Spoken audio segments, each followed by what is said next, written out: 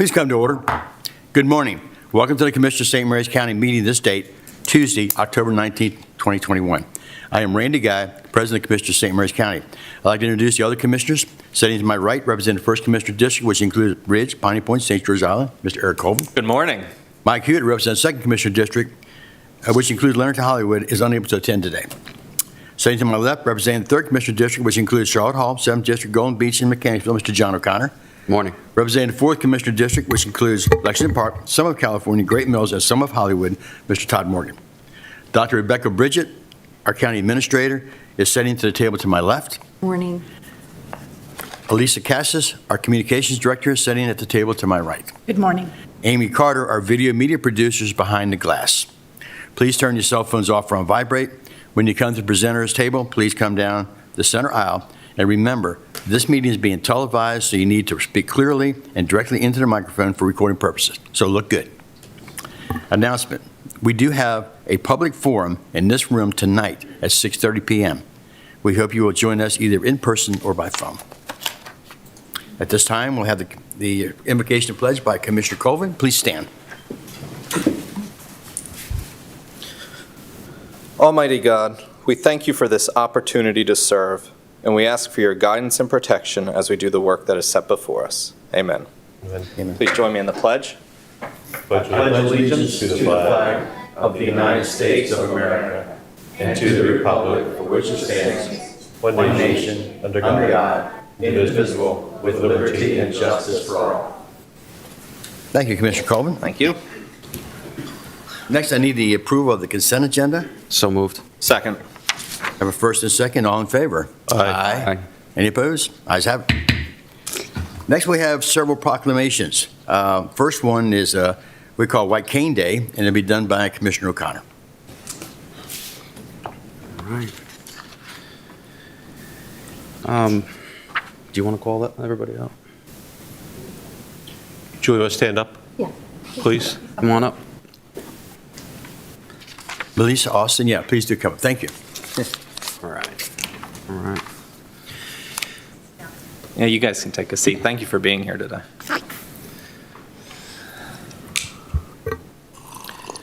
All right. Whereas the white cane, which every blind citizen of our county has the right to carry, demonstrates and symbolizes the ability to achieve a full and independent life and the capacity to work productively in a competitive employment. And whereas the white cane, by allowing every blind person to move freely and safely from place to place, makes it possible for the blind to fully participate in and contribute to our society and to live the lives they want. And whereas every citizen should be aware that the law requires that motorists and cyclists exercise appropriate caution when approaching a blind person carrying a white cane. And whereas Maryland law also calls upon all employers, both public and private, to be aware of and utilize the employment skills of our blind citizens by recognizing their worth as individuals and their productive capacities. And whereas the state of Maryland, through its public agencies and with the cooperative assistance of the National Federation of the Blind of Maryland, can and should facilitate the expansion of employment opportunities and greater acceptance of blind persons in the competitive labor market. Now, therefore, we, the Commissioners of St. Mary's County, do hereby proclaim October 15th, 2021, White Cane Awareness Day, and do call upon our schools to offer full opportunities for training to blind persons, upon employers and the public to utilize the available skills of competent blind persons, and to open new opportunities for the blind in our rapidly changing society, and upon all citizens to recognize the white cane as a tool of independence for blind pedestrians on our streets and highways.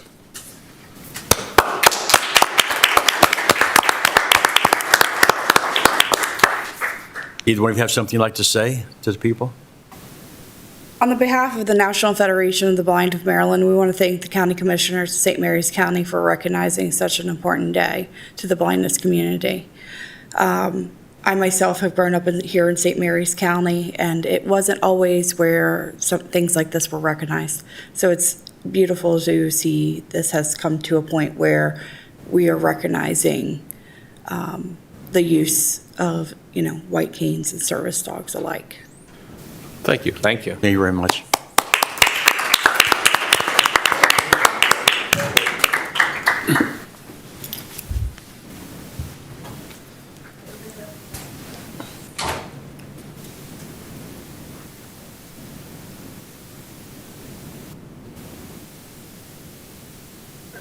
Thank you. Thank you for being here today.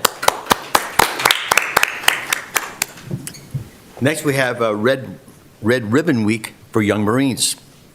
And Commissioner Morgan will go ahead and read that. I think 3 of you are going to come forward at this time. I'm not sure what 3. There you go. Very good.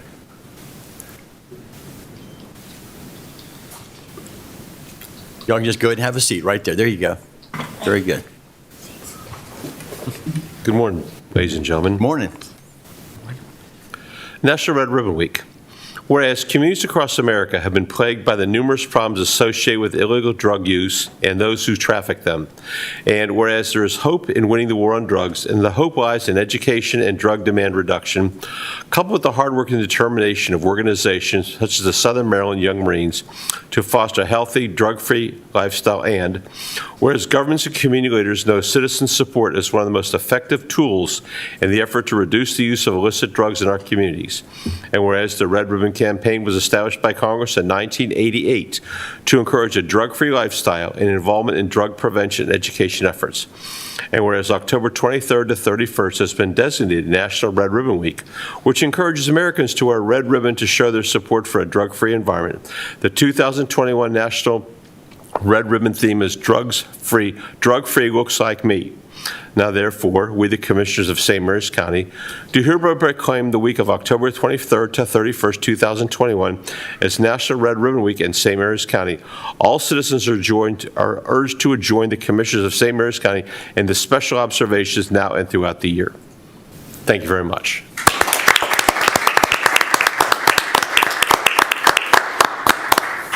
Is there anything you'd like to say this morning? Yes, sir. Thank you. And can you all introduce yourselves too? I'm Young Marine Staff Sergeant Williams. I'm Young Marine Corporal Harrington. I'm Young Marine Private. Very good. Very good. In this community, drugs have become a very popular thing. We see it in music videos and movies, even on the streets. But the Young Marines were about not using drugs because we know the dangers about it. Instead of just saying no, we can also educate other people, not just as children, but as citizens of America and St. Mary's County. I'm just grateful for the opportunity to be able to speak about drugs to other people, other kids, and even grown-ups. Drugs have become a very huge thing in our community, but it can all be stopped if we all just learn what drugs actually are instead of what we see in the community and how people promote them. Great. Thank you very much. Thank you.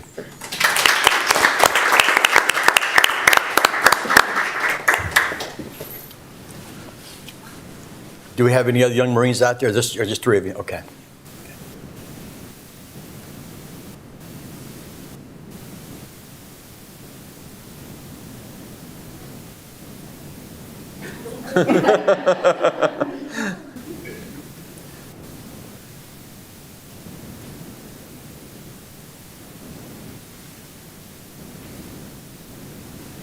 Thank you all very much.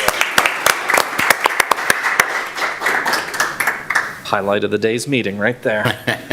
All downhill from here. Before you go, I just wanted to say to the Young Marines, thank you for what you do, and every year we're reminded of what the sacrifice from Kiki and down in Mexico, and what you're carrying on in his tradition and his memory, and never letting his memory fade. So thank you very much. Very good. Okay, next we have another Red Ribbon Week, but this is for the Health Department. I don't know if Dr. Brewster, Tammy Lowy, Mike Wyatt, I think here.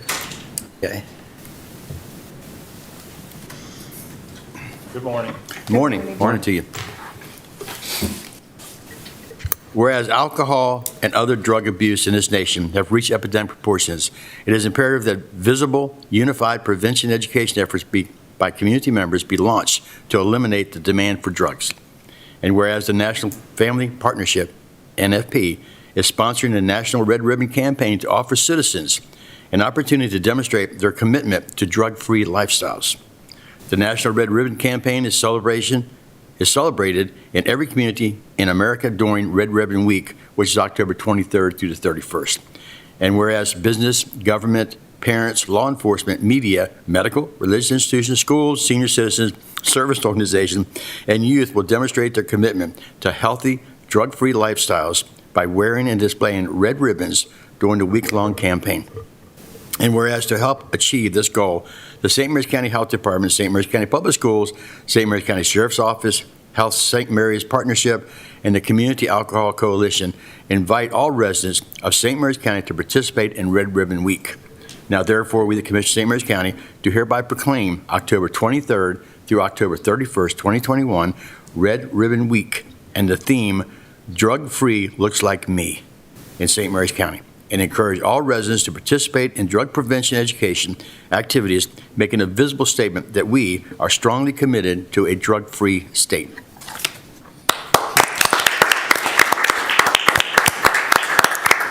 Oh, you have the floor. Make a little statement. I just want to thank you again.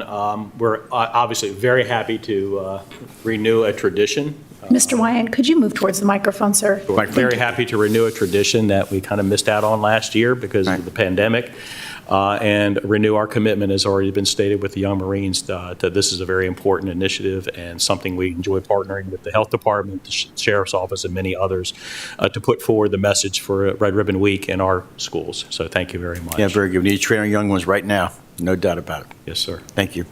Ma'am? And just on behalf of the Health Department, we again appreciate all of our partnerships and the recognition of Red Ribbon Week. It's very important, and especially with our partnership with the schools, of being able to go in and make an impact on the students, and just bring awareness. So we very much appreciate all of our community partnerships, as well as being able to renew our outreach with the schools.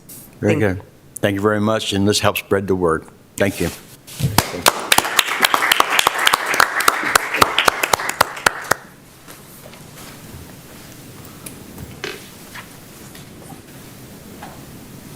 You know, when to come up?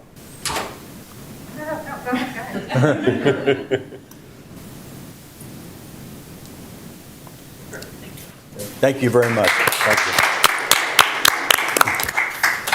And next, we have Economic Development Week. It's going to be written by Commissioner Colvin will read. All right. I think we got the whole Economic Development Department here. We do. Oh, good. Glad you took a seat. This one's a little bit longer. Yeah. But it's really fitting to be able to present this week right after we had the ribbon cutting and grand opening of the new SMART building. So it's really a good time to present this.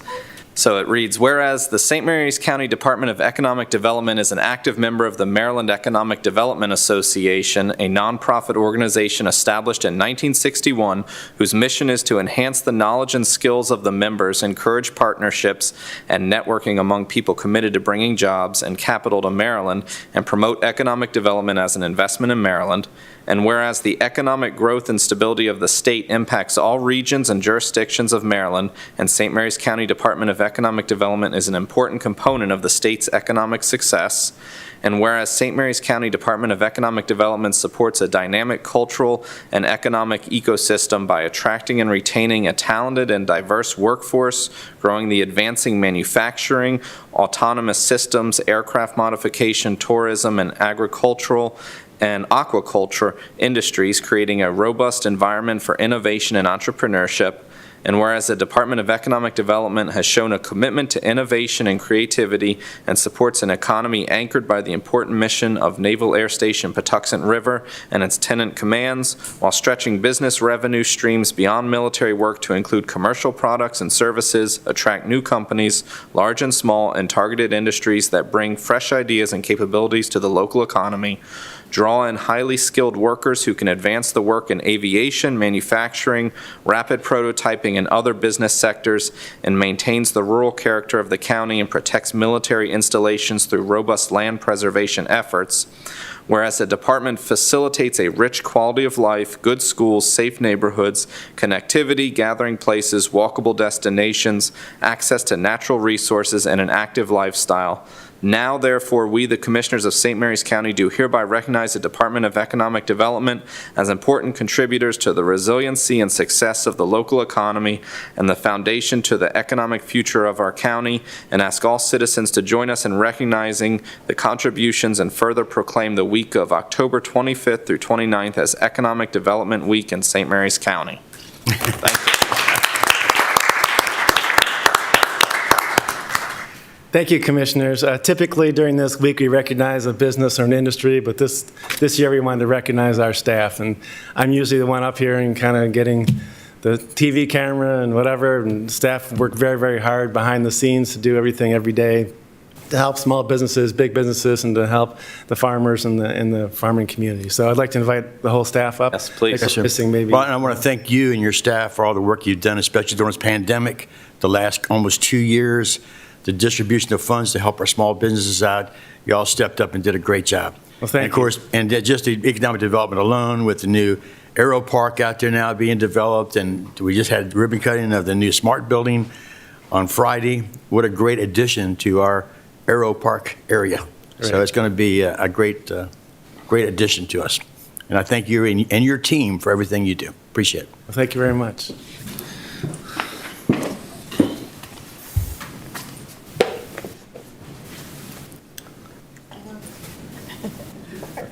Maybe we'll have everybody introduce themselves real quick, just since we're all up here. All right, Lisa. Hi, Lisa Ledman. I work in the agriculture division. Donna Sasser, the agriculture manager. Kelly Hinkle, deputy director. It's Castellinas. Catherine Stormont, business development. Judy from the ag division of Donald Plain. Destiny, business development. And Dana DiGregorio, senior admin. And we're missing one, Casey Gidry.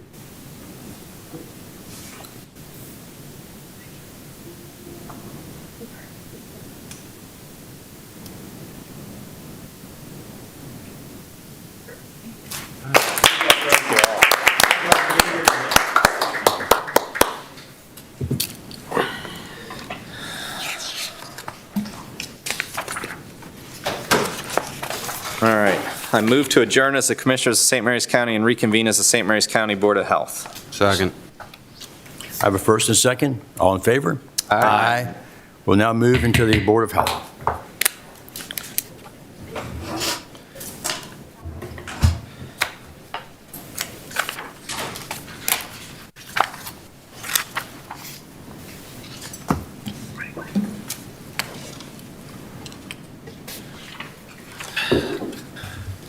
Good morning, Commissioners. Good morning. Morning. Good morning, Dr. Michaels. Morning. Dr. Michael, welcome. How are you?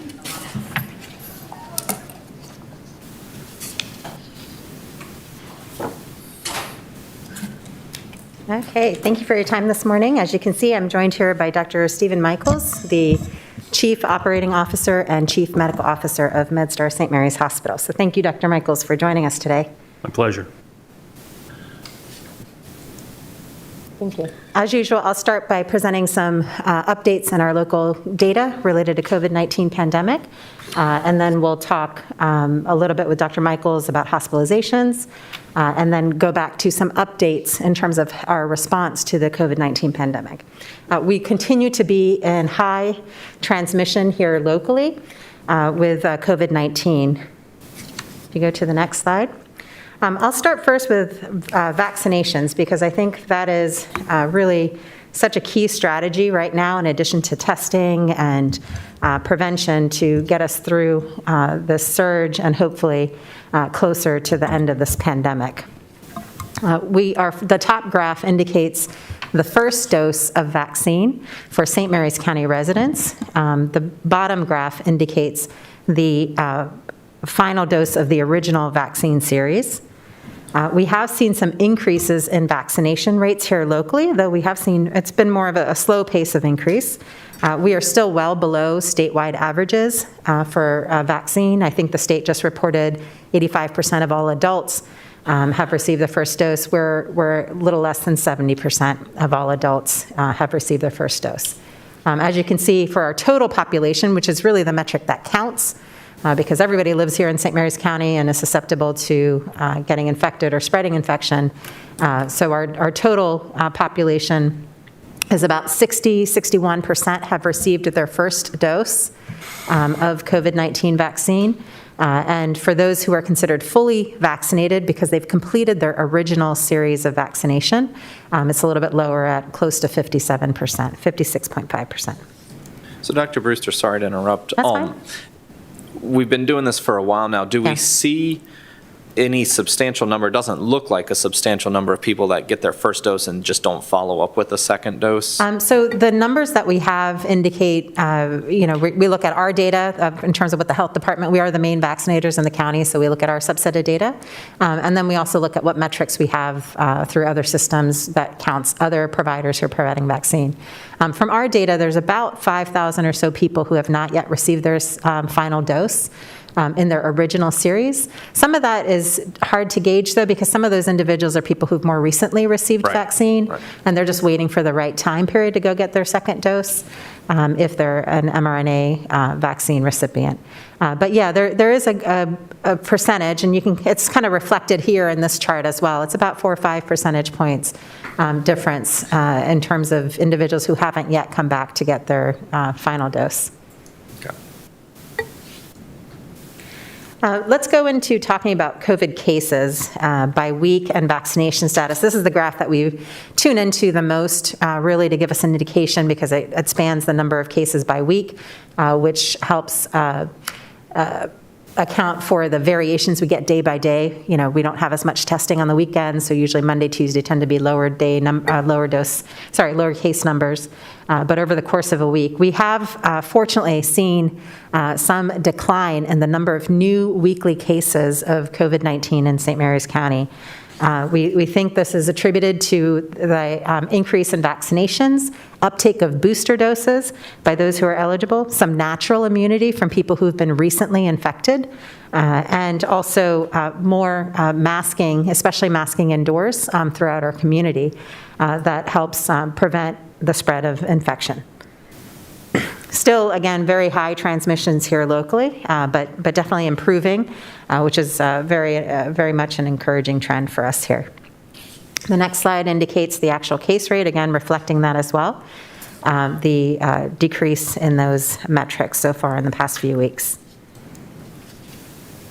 When you break it down by age and you look at those new daily case rates, we're great to see a decline, especially in those really high age groups of 0 to 19 and the 20 to 39 age groups that have been, really marking the high rates of during this Delta surge. We're going to continue to monitor. Obviously, these rates are still higher than where we would want them to be for each of these age groups. So again, we're encouraging people to get vaccinated if they're age eligible, and then also to get boosted if they're eligible for that. And I'll talk later about those criteria. Again, the risk of infection is significantly associated with not being vaccinated.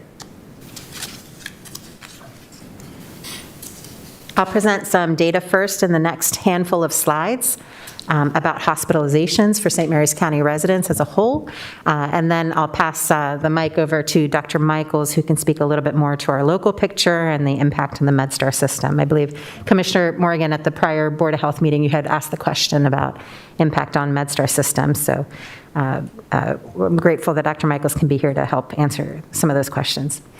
Daily hospitalization use for St. Mary's County residents is still high. It does appear to be decreasing or on a decreasing trend compared to where we peaked about a month ago, but obviously it's still much higher than at the lower points during our pandemic and earlier in the summer. In the last few months alone, we've had well over 200 COVID-related hospitalizations of St. Mary's County residents. And the greatest impact, as you would expect, are in the older age groups and continue to be, for the whole pandemic as well as just during this Delta surge. But still, again, it just speaks to the significance of the surge that we're currently in and the impact it's having on our healthcare hospital systems. The majority of the hospitalizations, again, have been happening in those who are not vaccinated or not fully vaccinated, as demonstrated by this slide here. The last column reflects the week ending in 10/9, October 9th. So this data is typically about a week or delayed based on when we get our hospitalization data, week and a half. Dr. Brewster, I'm looking at that chart, and the second bar graph from the right looks like an anomaly where a huge burst of fully vaccinated people showed up with COVID, right? Sure. That is an anomaly. So if you look at it there was about half of those cases were those who were not fully vaccinated. There were some who were partially vaccinated, and then, of course, a greater number of hospitalizations than what we had seen in prior weeks of fully vaccinated or breakthrough hospitalizations. So that was unusual at that week. It was probably related to a high level of transmission we were having. Usually hospitalization data is a few weeks lagging behind rates in the community. So it may have been reflecting higher levels of transmission. When you have higher levels of transmission locally, then the risk, even for those who are fully vaccinated and have some protection with their vaccine, the risk of getting illness and then subsequent serious illness would be higher. Thank you. Also, but keep in mind, we've started rolling out booster doses as well. So I think that will help protect those breakthrough hospitalizations from happening as we move forward. These are the hospitalizations by age and vaccination status. And of course, older individuals would have a higher risk of hospitalization, especially if they are not vaccinated, as indicated by the darker blue bottom parts of each of these bars. The next on hospitalizations, before I pass it over to Dr. Michaels, is specifically looking at those breakthrough hospitalizations. So Commissioner Morgan, the numbers that you had referenced, so we have had about 50 breakthrough hospitalizations so far. These are hospitalizations in individuals who are fully vaccinated but still get COVID infection. The majority, as I've mentioned before, the majority of these breakthrough hospitalizations are happening in individuals who are 60 and older or have chronic underlying health conditions or immune compromise. And we are strongly encouraging all residents who are eligible for booster vaccine doses to go ahead and get it, especially our seniors and those who may have underlying health conditions or immune compromise. And again, I'll talk more about who's eligible for booster doses later on. I'll pass over then. These hospitalization figures here, are these people that are spending more than one day there? So Dr. Michaels can speak a little bit to the length of stay. We have seen fairly long lengths of stay associated with COVID-related hospitalizations. Well, I'm saying that because I did talk to one individual who went to the hospital and just spent one day there and then was sent home to. These are reflected of hospitalization status. So they've been admitted to inpatient status, and they are being counted as a new hospital admission. Okay. Dr. Michaels, did you want to talk a little bit? I would agree with what Dr. Brewster said, that the length of stay for people who are being admitted with COVID is significantly longer than usual. What I will say about the hospital situation is that the summertime has been a very, very busy period for us, and that's not usual. Usually the summer at the hospital is a period where there's less volume. This has been a period of very, very high volume and long lengths of stay related to the COVID population. We have experienced, our data reflects exactly what Dr. Brewster has in her data, that the COVID situation was quite high a few weeks ago, and now the COVID inpatient volume is about half of that. The data on the breakthrough cases is clear that well over 90% of the breakthrough cases are people who are unvaccinated. And I think she'll show her data about mortality. Mortality, too, is clearly related to vaccination status. So while you might see breakthrough cases coming into the hospital, the percentage of patients dying who are vaccinated is much lower than those who are not vaccinated. I will say that the hospital is functioning at full capacity, and we are not curtailing any services. We are fully open and are ready to serve the citizens of St. Mary's County. We, as part of the MedStar system, are able to take full advantage of the offerings at our tertiary and quaternary facilities. So if we have to transfer patients for higher levels of care, we're able to do that. Given the size of our inpatient population at this time, while we're part of the MedStar, total MedStar transfer system, at this point, we've not been able to accept transfers into the hospital from outside of the area. For, I would say, at least the last 3 months, for sure. And well beyond that, it's been just sporadically because the incidence of disease in the county has just been much higher. I'm not sure if that's because people put off coming to the hospital, but our case mix index, which is an indication of the severity of illness, has been up over the last year and remains up in the first quarter of FY22.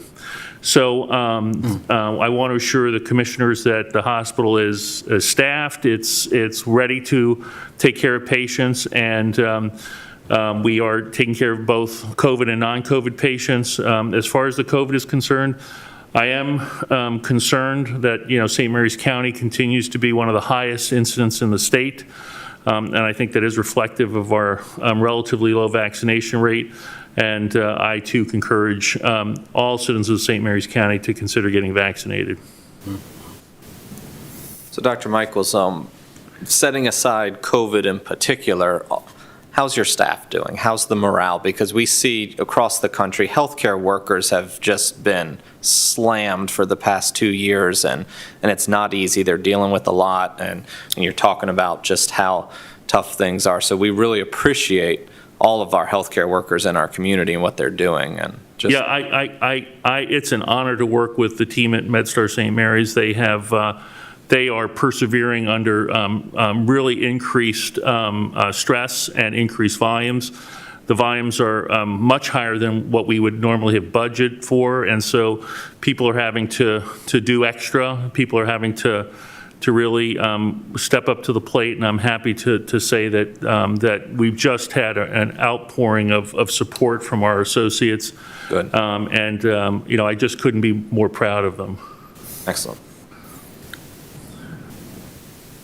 Any other questions, Commissioners? Oh, thank you. I do have one question. Yes, sir. I had an individual talk to about MedStar's hiring. Yes. For some reason, you don't offer medical coverage for a 3-month period after they're hired. Is that true? So I'm not aware of that. They said they had to wait 3 months for some kind of, but they lost their health care when he left the other job. And then they got to MedStar, and he was blocked for 3 months from getting his health care provided. So seemed like something, we don't do that in the county. We hire people. And quite honestly, so I want to be 100% accurate, but Right. but my feeling is that we offer health care as soon as you begin your employment at MedStar. But I will follow up with you, Mr. Guy. Please give me a call. Let me know. This individual was concerned, and I said, well, that doesn't make sense. Yeah, I'm almost 100% sure, but I obviously don't want to speak without. I appreciate it. Thank you. Yep. Thank you, Dr. Michaels. Moving on to COVID fatalities, we've have a lot of people now in St. Mary's County who've passed related to COVID-19. 159 St. Mary's County residents since the beginning of the pandemic, nearly 30 of which have happened just in the past 2 months. Again, to our residents, please get vaccinated. This talks to the point about COVID-related deaths associated with, how it relates to or ties to vaccination status. We do update this monthly. We have other graphs on fatalities that are updated more regularly, but this particular one we update monthly. We'll have an update for October reflected on here in another couple weeks. So here you can see, clearly, mortality is significantly affected by vaccination status. And this is what we're really going after, is preventing people from dying. Yeah. No vaccine is 100% effective, and so you do see breakthrough cases, but if you're talking about preventing people from dying, this graph is really telling. Would you agree? Yeah, absolutely. Thank you. No doubt. Yeah. No doubt. Thank you. And, really, these deaths, the deaths here in this county, the deaths across our country, across our world, they have a significant impact on families and communities. It's really beyond the individual, and you're seeing this kind of ripple effect through society related to these fatalities related to COVID. This study recently came out that looked specifically at the impact of caregiver loss in children and in families, caregiver loss for children, estimating about 140,000 U.S. children nationally have lost a caregiver.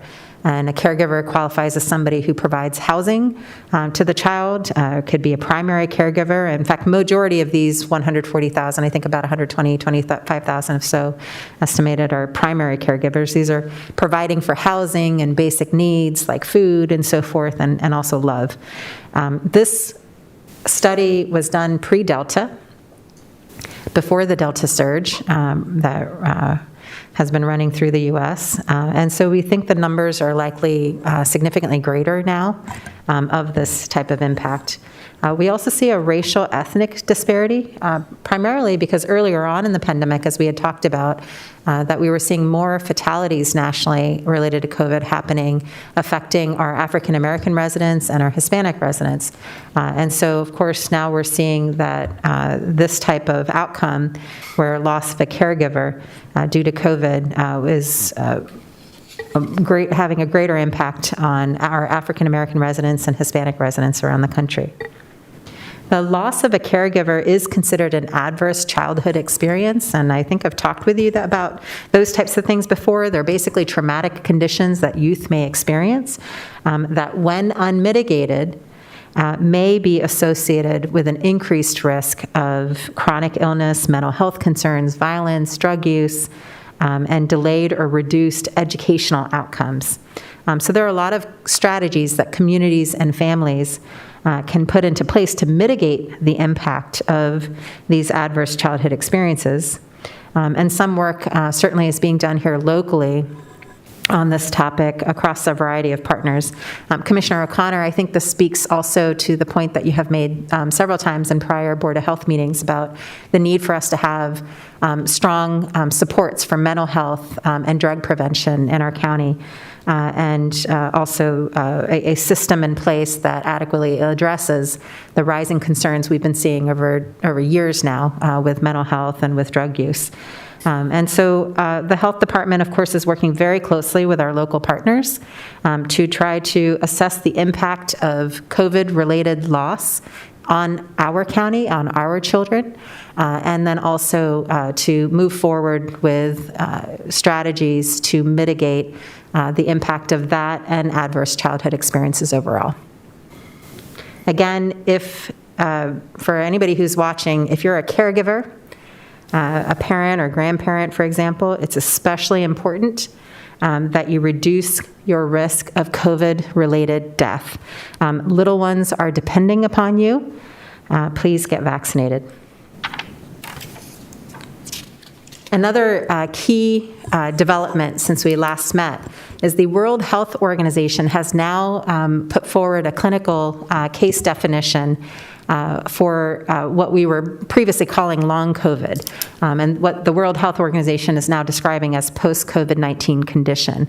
We'll probably still continue to call it long COVID for some time until we get some further adoptance of that phrase post-COVID-19 condition. So I've talked about this a little bit before, but that's basically, these are some of the criteria for identifying post-COVID-19 condition, where you've had a laboratory diagnosed COVID-19 infection, and you continue to have or have new onset symptoms after having had COVID-19. So those symptoms should last for at least 2 months before you can be diagnosed with this condition, and you should exclude other causes of those symptoms before utilizing the description of post-COVID-19 condition. We have had several studies now that have been trying to identify the prevalence of this post-COVID-19 condition or long COVID, and most of the estimates are suggesting that about 10 to 30% of people getting infected with COVID-19 may develop this post-COVID-19 types conditions and symptoms. There potentially is a higher risk of developing long COVID if you've been hospitalized or have had other types of severe illness, and then also potentially a higher risk of long COVID if you're unvaccinated.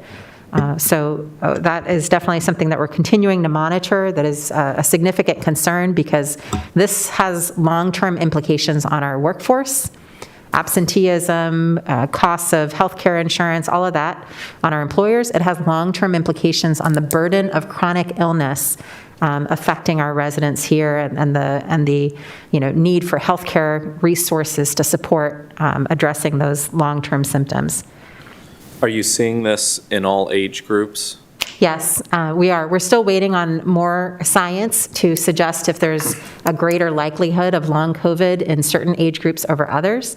So a lot of this is still developing and emerging, and so we're just watching very closely right now. This is a big step. When the World Health Organization establishes through a consensus process a case definition, that is very critical to then studying the impact of that condition, right? So you need to know and have some kind of agreed upon criteria for what you're looking at before you can really, everybody's kind of on the same page and describing how frequently it's occurring in different places, right? Okay. So the next is testing. We're continuing to make COVID-19 testing hopefully readily available to our community members Monday through Friday at these 2 locations. And then rapid PCR testing is available for certain populations, including children under 11 and age 11 and under who may have symptoms of COVID-19.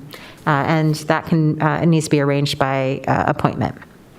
The next is really just to talk a little bit. When Dr. Michaels was last here, we talked about monoclonal antibody treatment, and he had spoken about some processes the hospital was looking to implement to make that treatment readily available to our residents. So just wanted to bring this up so he can speak as well about that, and we can talk a little bit further about that treatment. Thanks so much. Yes. So there's no question that early in the course of a COVID-19 infection that administering antibodies, and antibodies are exactly what we're trying to produce through vaccination. But if we administer exogenous antibodies, that patients do improve and prevent a more serious case of disease. The hospital and the health department spoke about the needs down in St. Mary's County. There was not a area close by where this could be administered. And even though we weren't on the list of sites to open a monoclonal antibody site, the hospital did pull together and open a clinic that we were able to man with with staff from the hospital. And we do now administer monoclonal antibodies on a daily basis. We initially had to move it into our education center. We've now just, in the last 2 weeks, moved it into one of the temporary buildings that are still on site at the campus. We'll be able to use those temporary buildings for a while longer.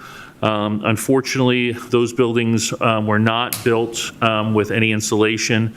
And so their use in extreme climates is very difficult, in fact, impossible. So in extremes of heat and extremes of cold, we won't be able to continue to use them. So we'll have to figure out additional ways, and we've talked with the Department of Health about partnering in additional areas, particularly down in Lexington Park on that. So right now, it's available to members of St. Mary's County, and we're glad to provide that service, and we'll continue to do so just as long as we can.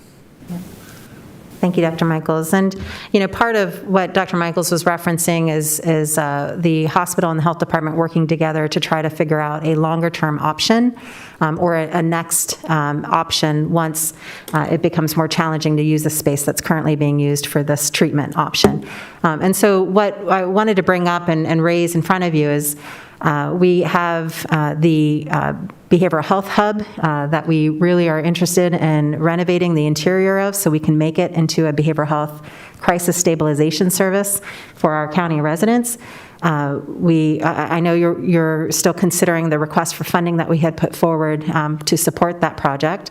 If the commissioners are willing to consider, we're very interested in the interim in using that facility for actually COVID treatment.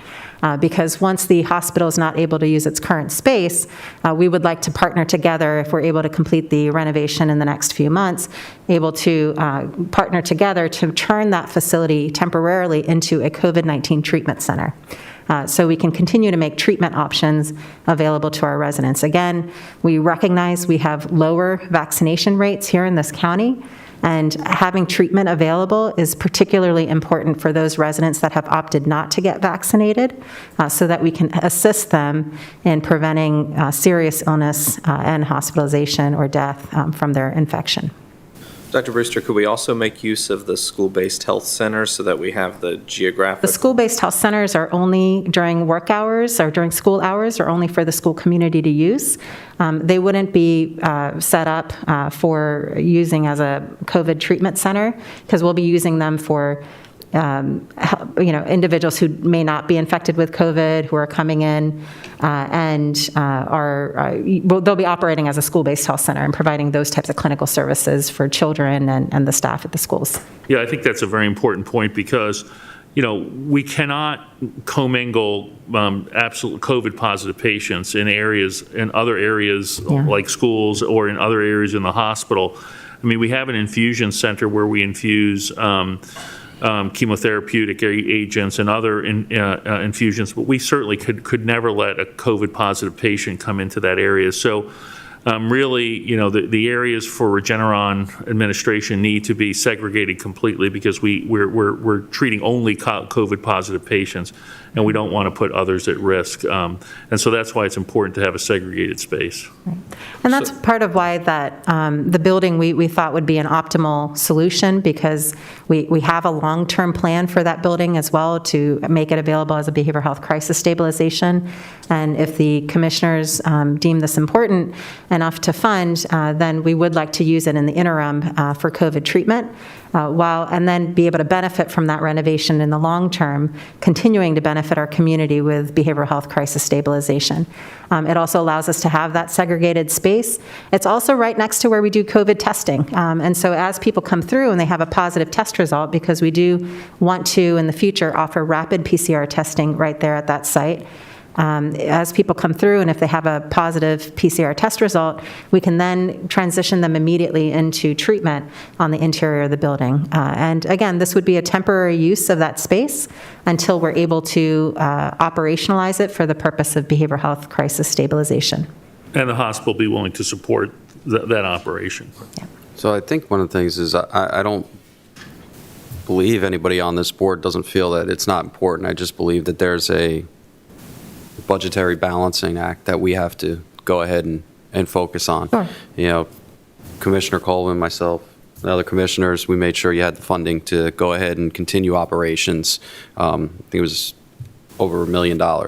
So I don't think it's about the importance. I do feel that it's about making sure all the other needs are met. And as we're moving into this budget cycle as well, I think that these are going to be some serious conversations we have. Mm-hmm. I just want to make sure you knew, Sure, yeah, through appreciate our that, conversations, that it is important, but it's the same instance we have between fire and EMS of balancing the monies that are going to fire and EMS to keep them operational, as well. The concern I have, though, is by these numbers, it's obvious we've reached a point, and I use the comparison about seat belts, aggressive driving, things like that. There's a cost associated with a car crash. Every single time a car crashes, it can be upwards of about $1.5 million total medical if it's serious. And the reason I make that point is usually if you're driving the speed limit, you're wearing a seat belt, the kid's in a child safety seat, the risk of serious injury is less, and the cost associated with said accident is less. Now we're talking about using another facility to provide care explicitly based on the sense of those that are unvaccinated, not the ones that can't get vaccinated, right? The ones that are choosing not to get vaccinated. And here comes the governmental expense because of whatever reason that may be, whatever it's personal belief, religious belief, some feed on Facebook of a conspiracy theory attached to Dr. Fauci. It's all over the place. How are we tracking those expenses, the government's expenses on those vaccinated and not vaccinated? Yeah. Because somebody's picking up the tab, and so are the insurance providers. Absolutely, and it's quite an expense to get hospitalized for COVID. Yeah. As Dr. Michaels was mentioning earlier, it's a long length of stay. And if you're unvaccinated, the length of stay tends to be longer than if you have a breakthrough and hospitalization related to COVID. And so those dollars are being paid, as you know, by society. So the impact of that decision not to get vaccinated is potentially having a financial cost to the employers who are paying health insurance premiums, to families who are paying copays and so forth, to government who might be funding Medicaid or Medicare, and taxpayer dollars, the taxpayers essentially who fund those programs. And then, of course, to the healthcare and hospital system that may have to eat some of the cost in that process of providing care in that emergent kind of situation. So yes, you're right. The economic costs to choosing not to get vaccinated is significant for everyone, every taxpayer. But there's also portions of our community who are not yet eligible for a vaccine. So we continue to wait for eligibility for the under 12s. There are people who are immune compromised who have certain health conditions that prevent them from getting vaccine, or are immune compromised and maybe aren't responding well to vaccine, or need more frequent monitoring of their immune response.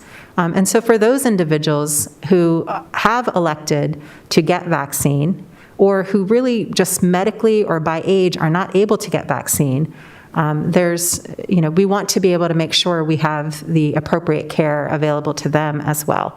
And this treatment, while we see the greatest burden of severe illness, hospitalizations included, and people who are not vaccinated, this treatment is still available to people who have breakthrough cases of COVID-19. I definitely understand that. And, those that are immunocompromised and various other reasons, whether the doctors say so or not, I completely understand it. I think what I'm trying to drill down to is what is going to be the government's cost associated with those that choose not to get vaccinated and come in. So it's how do you drill that down? I mean, you look at costs of hospitalizations, right. Look at costs of absenteeism on employers and the workforce there, and how those costs then translate to government. Ultimately, all of that goes back to the taxpayer, right? Right. Those types of things you do need to quantify. You look at all the funding. The commissioners, you've dedicated $1 million to support staffing. Well, we're, also relying upon $3 or $4 other $1 million from the feds to support staffing, because that $1 million that the commissioners you all have dedicated, we use to support our contact tracing efforts and some other staff. But we have funding that we're using to support all the vaccination staff and the testing staff and all of our supplies. So that's a lot of costs that have gone into responding to this pandemic, that continue to go into responding to this pandemic. And particularly when we're surging, and when that surge, of course, is, as we know, is being driven largely by individuals who are not yet vaccinated. And Dr. Michaels, the other question I would say, on average, let's say a 5-day stay related to COVID, rough figures, I know you can't give me what do you approximate that cost to be? I know it's tough to give me a number because there could be a multitude of factors, but it's particularly tough in the way we do it in Maryland. But it's probably running almost close to 6 figures. Okay, that's fair. Yeah. Well, let me ask just a question. Which is hard to convince everybody. When I was at the Oyster Festival this Saturday, a couple, probably I'd say 50s, were walking around with a T-shirt that said, "I say no to vaccination. It is my freedom to choose." That was written on the entire front of their T-shirt. Right. So you got people like that out there that are saying that, and I've had my vaccination, I've had my booster shot, I've done all that, and I feel fine. I'm glad to have it all done. It's, how do you drill through to people like that this is important to get vaccinated? And- Yeah, I think to Mr. O'Connor's analogy around car crash, I think, closer to the health situation is people who choose to smoke. I mean, the cost to the healthcare system is clearly much higher, and clearly to society much higher. We haven't completely outlawed cigarettes either. I mean, but we've certainly pared it down. But people will make choices. I have a tough time understanding why you would be against vaccination, especially since vaccination has saved the human race over and over again. Oh my God, over the years. Oh yeah, I mean, hundreds of years. Just think about, I'm old enough, and many of you are old enough to remember back, before the polio vaccine, you wouldn't let your kids go and swim in a swim where you watch out where you drank out of water fountains, because when polio was around, you could get hit by polio, and that was a life-changing event. And now polio is unknown. In fact, I'm an orthopedic surgeon, and polio surgery is a lost art. So it's a very similar kind of situation. And I understand that technology is newer, but with if you want to look at a clinical trial and you look at over 1 billion vaccine doses given, I mean, we really haven't seen any bad outcomes. There's not been extremely negative consequences from taking that. Correct, yes. I agree. Dr. Michaels, how many have you had to turn away seriously ill patients at the hospital due to a bed being taken up by a COVID patient? No, we have not. We will not, and we will not turn away patients. We will be able to continue to take care of the community. If we haven't gotten to the point where we're just so bad that we can't fit anyone more in the hospital, but we have been where we have 125 beds in the hospital, and we've been at censuses of over 130 patients several times during this period of time, which means that we have patients in other areas, not inside of rooms, but we're taking care of them. And then if we need care beyond that, we're able to transfer to the quaternary and tertiary facilities in MedStar or other places in the state if we have to. Okay, thank you. Uh-huh. Yeah, and I guess the purpose of my line of questioning and understanding is when we talk about another facility that's providing treatment, where is that money coming from? So if we're talking about down in Great Mills, Lexington Park, using that facility, somebody unvaccinated, obviously they're at a higher risk, and they come in. What is the associated cost to the health department? Are you going to be utilizing their insurance? What bill are we looking to pay, or the taxpayers looking to pay for those that are unvaccinated? Sure. And again, just to clarify that the treatment's not just for unvaccinated, it would also help individuals who have breakthrough infections who would be eligible for the treatment. But yes, you're right. Primarily, individuals who are unvaccinated are the ones that are getting sick. And so this would be a partnership effort. We would partner with MedStar St. Mary's Hospital and the MedStar system to implement this. We would jointly support with staffing as we're able, but primarily rely upon hospital staffing as they're currently staffing their facility right now. The medication is already subsidized by the federal government in many ways, and certainly MedStar Dr. Michaels can talk a little bit more about the MedStar experience in administering that. There may be some administrative costs that are charged to the patient's insurance companies, and that's something that the MedStar system would implement, and I'll defer over to Dr. Michaels to talk about that. So if we're able to use that facility, it would be reasonable for us to move our operation to that facility and offer Regeneron treatment to patients in that area, and we would deal with that just like we deal with it at the hospital. And so, if we have to give, this is an unregulated space, and so it's not part of the hospital billing process. If we have to absorb some of that cost, then that would be part of our community benefit. And so this is an important community effort, and something that, we're glad as a big part of the community to provide. Yeah. And again, just, want to recognize Mestre St. Mary's Hospital and Dr. Michaels and his whole team for stepping forward in such a big way, not just, with everything that they've done in the pandemic, as you, Commissioner Colvin, acknowledged earlier, but certainly in this perspective moving forward is how can we continue to make COVID treatment available to our residents here locally so they don't have to travel out of county to access that resource.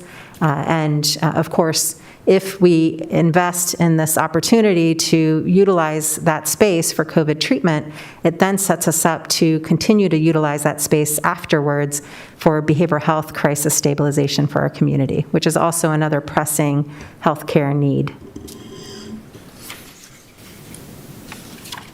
You move to the next slide, please. I'll go into some vaccine updates because there's many, including some that are probably developing today. And if you move over to the next slide, please. Thank you, Ms. Casas. So COVID-19 vaccine booster doses. So currently eligible for booster doses. Anyone who was a Moderna or Pfizer recipient, and this is more a third dose than just a booster dose, who is immune compromised, and we talked about that back in August when that was eligible. So 12 and older, immune compromised, Moderna or Pfizer, you're at least 28 days after your second dose, you're eligible for a third or additional dose. For booster doses, if you are a Pfizer recipient at least 6 months after your second dose, you are a senior, you are eligible for a booster dose. If you are 18 and older and have an underlying health condition, you are eligible for that booster dose. If you're 18 and older and are higher risk because you work in a setting like a grocery store or a restaurant or a healthcare setting or a school or childcare, or other setting where you may be at higher risk for COVID exposure, you are eligible for a booster dose. Please go get boosted. We have done about 6,000 or so booster doses so far in St. Mary's County for these eligible populations here. The next slide is something that is imminent. I was hoping that by today I would be able to say that you're currently eligible. We're still waiting on the FDA. In fact, it may have happened in the past hour, I don't know. The FDA emergency use authorization to be expanded. The FDA Advisory Committee met last week and recommended booster doses for both Moderna recipients and Johnson & Johnson recipients. The Moderna recipients, it looks like, based on the Advisory Committee recommendations, the guidance will be for the same groups as what we are currently making booster doses we're offering booster doses to for Pfizer recipients. So the seniors, all seniors, regardless of health, 18 and older with health conditions, 18 and older with the higher risk settings or occupations. And then for all Johnson & Johnson recipients, so these are all Johnson & Johnson recipients 18 years and older, would be eligible for a second dose, right? 2 months after their first dose. And so we are waiting for formally for the emergency use authorization documents to be updated from the FDA. We expect that will happen either today or at least hopefully latest by tomorrow.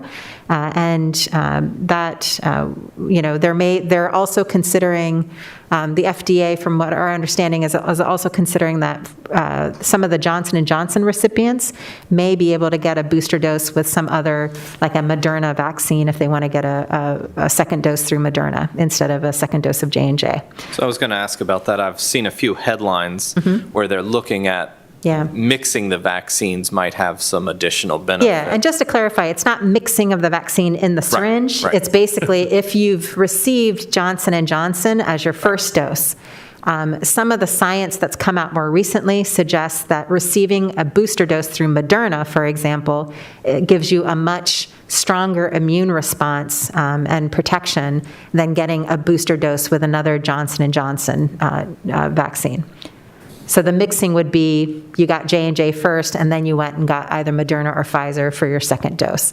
But we're not sure yet if the EUA will be, the emergency use authorization will be expanded for that mixing purpose. We're expecting at least the things that I've listed on here to be covered with the EUA. Dr. Brewster, if this does become available, do you have adequate supply? We have supply of Moderna. We're running Moderna in Johnson & Johnson Clinic today. We have supply of Pfizer. We have supply for who we're expecting in the next couple weeks to come in and get Moderna or Pfizer or J&J as their booster dose. We are, as I'll talk about in a moment, though, moving into another phase of our vaccine effort here locally, as a health department at least.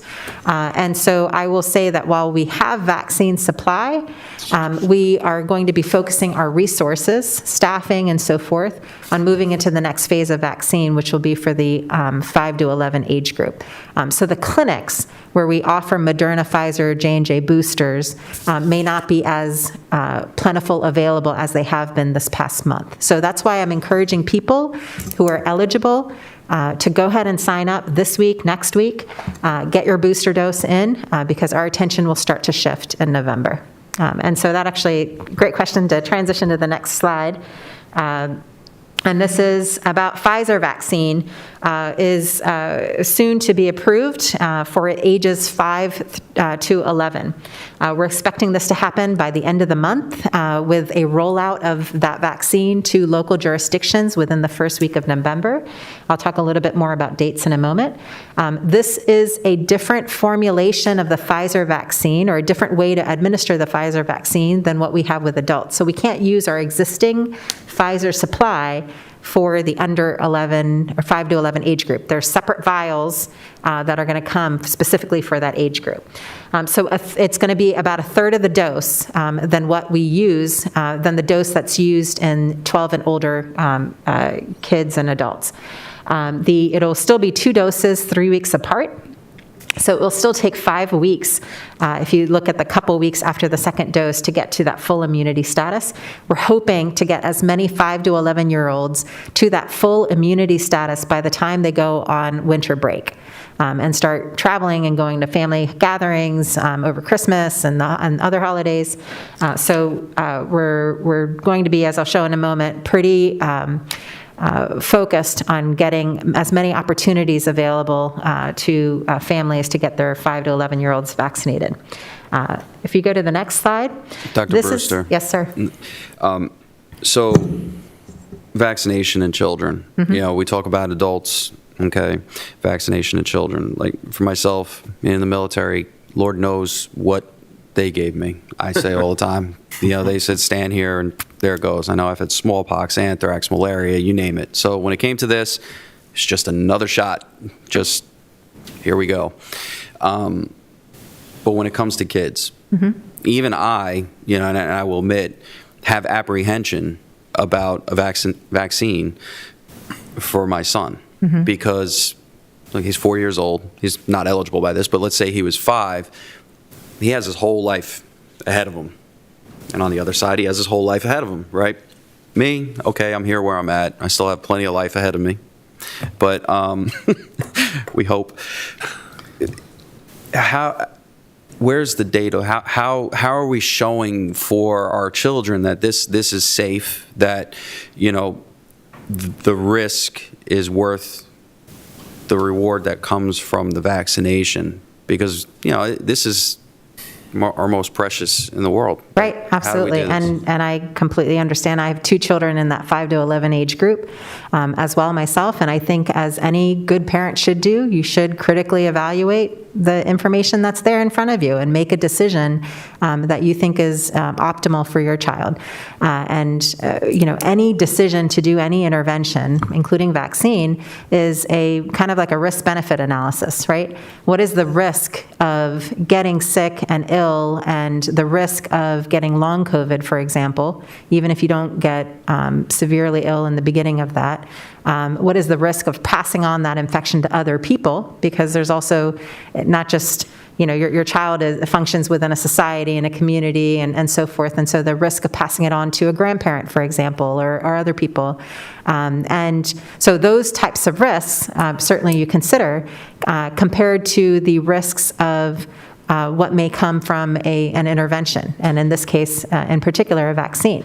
That's why we study these vaccines for for thousands and tens of thousands and hundreds of thousands of people who participated already now in clinical trials on these vaccines for months, right? I mean, you can see the 5 to 11 age group did not roll out almost a year ago when we rolled it out for adults.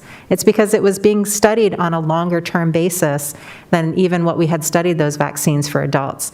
And they've had tens of thousands, hundreds of thousands of people participating across the world in these vaccine trials who are in this age group. And they've been able to monitor that data over months now, to monitor for impact on whether or not they get infection, to monitor for impact on occurrence of serious illness, including hospitalization. And also to monitor if there have been any adverse effects related to this vaccine. And what they've been, and this will be presented in front of the FDA, and you'll have these medical scientific experts who've been reviewing those studies so far, but then we'll also review the full data later in the month when they meet to specifically review this issue, and to issue their guidance based on what they are seeing from all the data. So I think what the early access to the data that we do have demonstrates that this vaccine has been very effective, and even at a third of the dose, right, which is what this is. Even at a third of the dose, it's been very effective in this 5 to 11 age group as well for those outcomes that we're always concerned about. And the safety profile has been strong in adults and in older youth, like adolescents, and certainly through these trials, as it moves through the approval process and so forth, that's also what they look at. I think your question is a good one. It's one that we have dealt with for all age groups, right? Which is, what are the long-term kind of impact?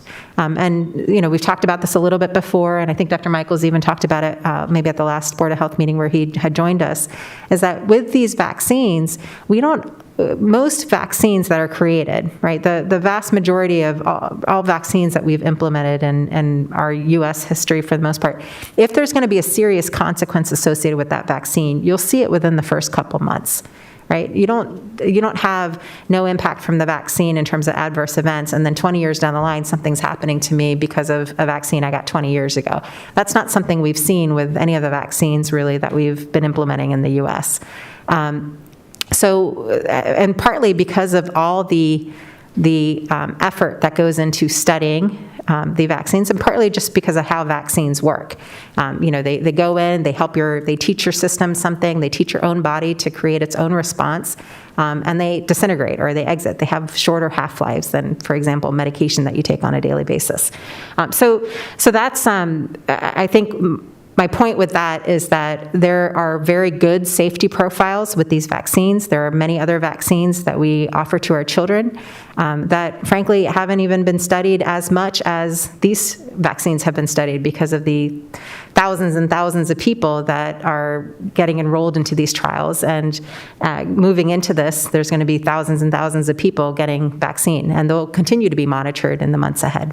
I think you make a valid point, and scientifically based point as well, beyond valid, which I did not understand with the vaccinations, which is my biggest concern, and I think I can speak for most parents in this, is what I do now, what will affect later. Yeah. So is it something that if I go out and make this decision for my son, speaking hypothetically here, when he's, going to do something later on, 15, 16, 17, 18 years old, am I making a decision now that's going to negatively impact his life in the future?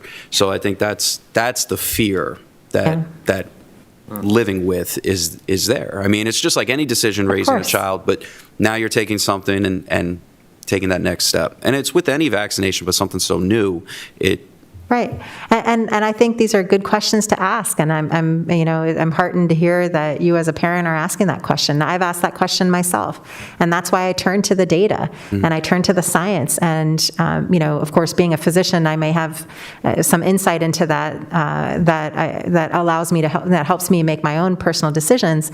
But certainly, if you don't have to be a physician to consult with your healthcare provider. You don't have to be a physician to consult with the medical experts and the scientific scientific experts that are, like I talked about last time, are on these panels and committees and are available in communities to provide guidance. I think, these are good questions to ask. I completely understand the need to ask those questions as a parent myself. I think, again, it comes back to risk-benefit, right? I would rather have, and do have confidence in the safety and the tens of thousands or hundreds of thousands of people that have participated in these trials, the months and months of monitoring for safety impact that they've done with these vaccines, the experience that we've already gathered from teenagers and from adults who've utilized this vaccine. I have high confidence in that, especially even if you look at our local data, the benefit of these vaccines.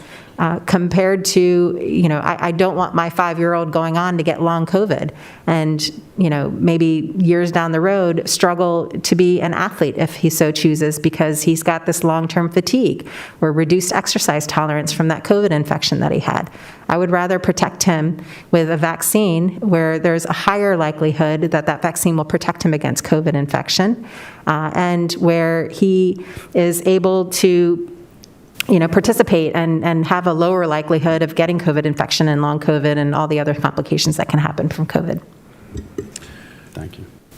What I would say in this case is that while everyone wants to have surety, there's no surety in science, and we don't know all the answers and we don't have all the definitive results.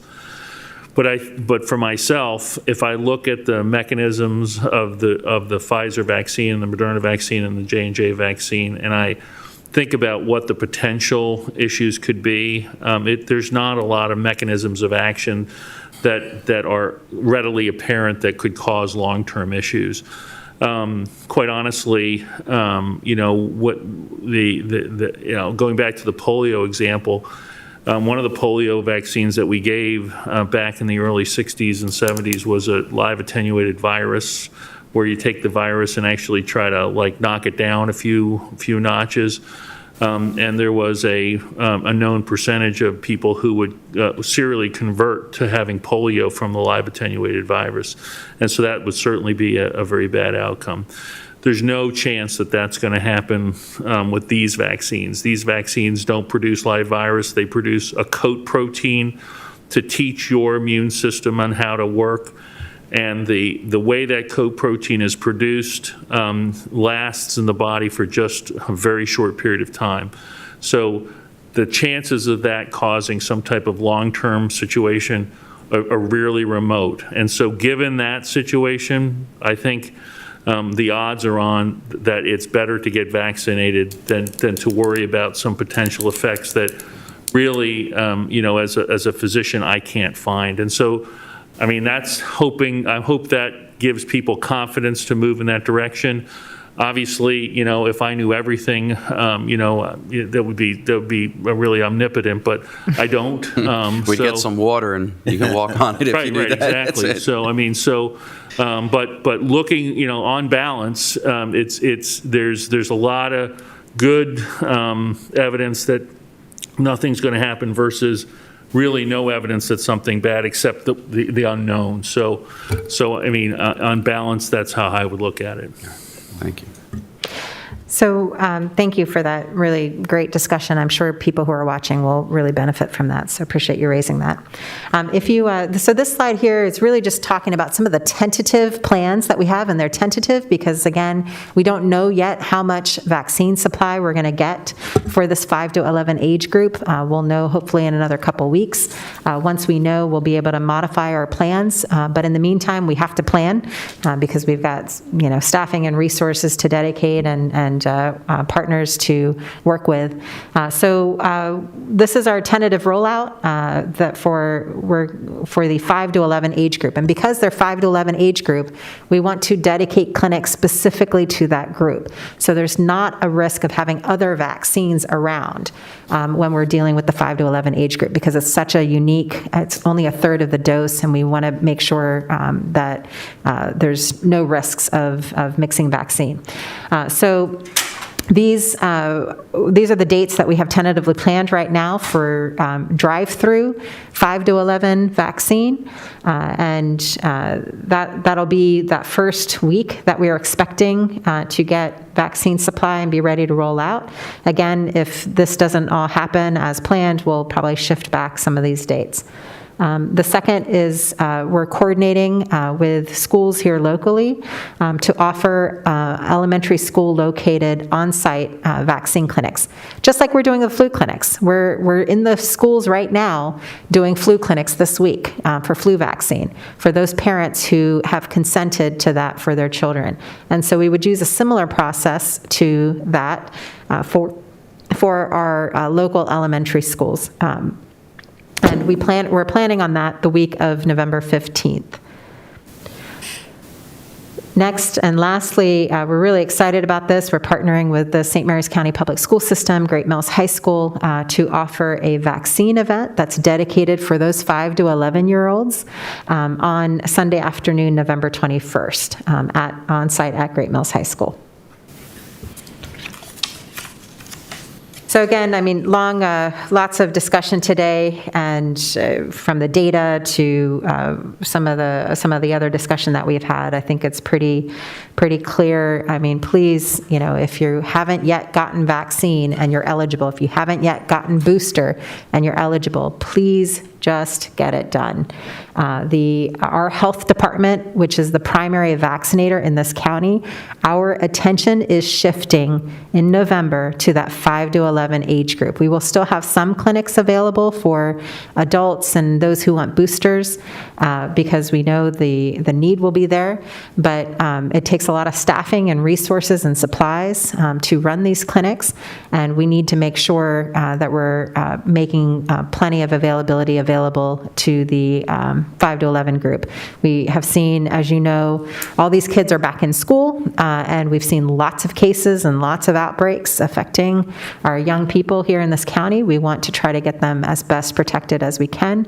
Again, especially get them fully immunized before we head into the winter holidays. And just, Commissioner Morgan, you had raised this at the last meeting, so I wanted to make sure to include it. Again, flu vaccine season. We started our flu season early here in St. Mary's County compared to the rest of the state. So we are expecting a more robust flu season than what we had last year, just again because people are out and about and they're back in schools and back in the workplaces. Please get your flu vaccine on board. You can get flu vaccine the same time you get COVID vaccine. If you do get it on the same day, just try to get it in a different arm. And again, as I mentioned, the health department's currently in the schools right now doing school-located flu vaccine clinics. And pneumonia. You can get vaccinated on pneumonia. Yes, if you're eligible for pneumonia vaccine. We don't do that as a health department unless it's part of our back-to-school vaccine clinics, but many of our primary care providers here locally do offer that pneumonia vaccine. Thank you for raising that. Thank you, Commissioners. Thank you, Dr. Brewster and Dr. Michaels. Thank you. Thank you very Thank much. Have a good day. Thank you, too. All right, I move to adjourn as the St. Mary's County Board of Health and reconvene as the Commissioners of St. Mary's County. Second. Our first, second, all in favor? Aye. So moved. Next, we have the Office of the County Attorney. Decision, repeal the moratorium on utility-scale solar projects. Good morning, Commissioners. Good morning, Mr. Weiskopf. As you noted, I'm here for the final decision for the repeal of moratorium on utility-scale solar projects. On September 28th of this year, we held a public hearing on the repeal of it, and it lasted approximately 5 minutes. No one signed to speak, either in person or via call-in. The record remained open for an additional 7 days, and we received no public comments whatsoever. So now we're here for the decision. I move to repeal Ordinance 2021-15, repealing the moratorium on utility-scale solar projects in St. Mary's County. Second. I have a first and second, all in favor? Aye. Any opposed? Ayes have it. Thank you, Commissioners. Thank you. Next, we have the Department of Land Use and Growth Management decision, Comprehensive Water and Sewage Plan, CWSP, Amendment, Property on Tap. Mr. Hunt, the director, is here to present. Good morning, Mr. Hunt. Good morning. Thank you, Commissioners. Dr. Bridget. I'm appearing to request the decision of the Commissioners for the amendment to the Comprehensive Water and Sewerage Plan for commercial development of the property on tap property located at 37281 Carpenter Lane, Charlotte Hall, in the Charlotte Hall Town Center. The requested amendment will change the water service category from W6D service in 6 to 10 years developer financed to W3D service in 3 to 5 years developer financed. The amendment will allow public water service for future intended Forever Lawn business and 4 residential apartments. The immediate use of the property will be to store equipment used by Forever Lawns. The Planning Commission held a public hearing on the amendment on July 12th and recommended approval. The Health Department and Metcom support the proposed connection to public water. Maryland Department of the Environment found the proposed amendment to be consistent with the county's comprehensive plan. The Commissioners held a public hearing on the amendment on October 5th. The engineer for the project spoke in favor of the amendment. There were no other speakers. A letter supporting the amendment was also sent by the project engineer, and we haven't received any other correspondence. Are there any questions on this amendment? No, sir.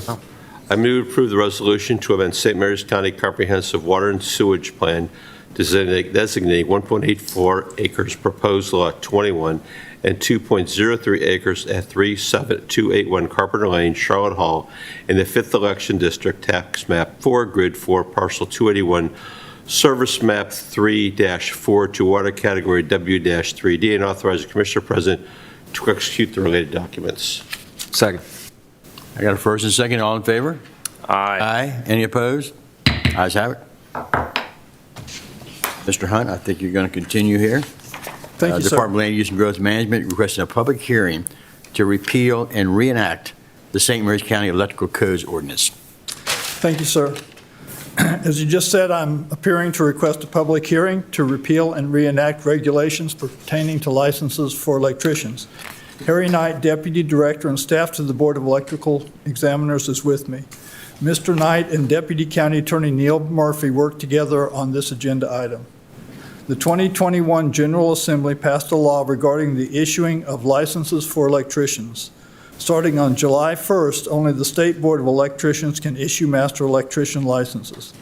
Local governments, including St. Mary's County, are still allowed to have a registration for master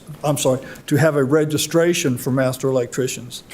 By registering master electricians locally, the Board of Electrical Examiners maintains the ability to take local action if an electrician violates the local electrical code. The County Board of Electrical Examiners provides oversight of electricians who provide electrical services in the county.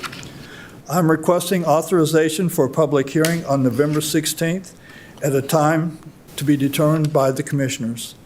The members of the St. Mary's County Board of Electrical Examiners will be notified of the public hearing, as will the master electricians who are currently licensed by St. Mary's County. Thank you for your consideration. Perry, could you explain to the public in English what Bill just said? Effective July 1st of this year, no local jurisdiction in the state of Maryland is allowed to issue electrical licenses, with the exception of those licenses that the state of Maryland does not issue. For instance, we have a low voltage license and we have a restricted license for burglar and fire alarms only. The state of Maryland has never issued those types of licenses. But what the state has taken over is master, journey person, and apprentice licenses. St. Mary's County has never issued journey person or apprentice licenses. Therefore, we cannot register those because you can only, the state authorized us to only register that which we previously licensed. So basically, we're going to have a license now for electricians or whatever that's state issued and not county issued. Correct. We have county issued licenses now. But you will no longer have to be licensed in St. Mary's County directly if you're licensed at the state that passes the litmus test. True. But the proposal before you is that in lieu of a license, you would be required to be registered by the county. Do any other counties have that process in place now that you're aware of? I'm not aware of any who have enacted the legislation as we are proposing. It's quite possible they have. It would have been good if I had brought this before you sooner, because, for the past several months, we've been in this in-between state of those who renewed their licenses no later than June 30th. Yes, I do anticipate every other jurisdiction that issued licenses in the past will enact similar legislation if they have not already. No, I'm aware, as you and I have talked about, the issues that are bouncing back and forth. So the long story short, if you're licensed with the state, you will register in St. Mary's County, and that will be what you need to do. And it'll be just like it used to be, only the word is the word that used to be license locally is now the registration. Gotcha.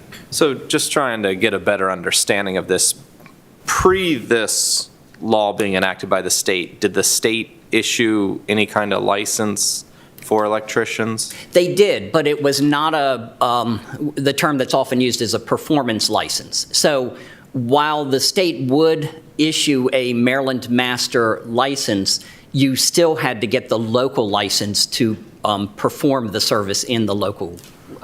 So I guess I'm just trying to understand, are we duplicating efforts here? Are we making electricians do double the work in order to be able to work?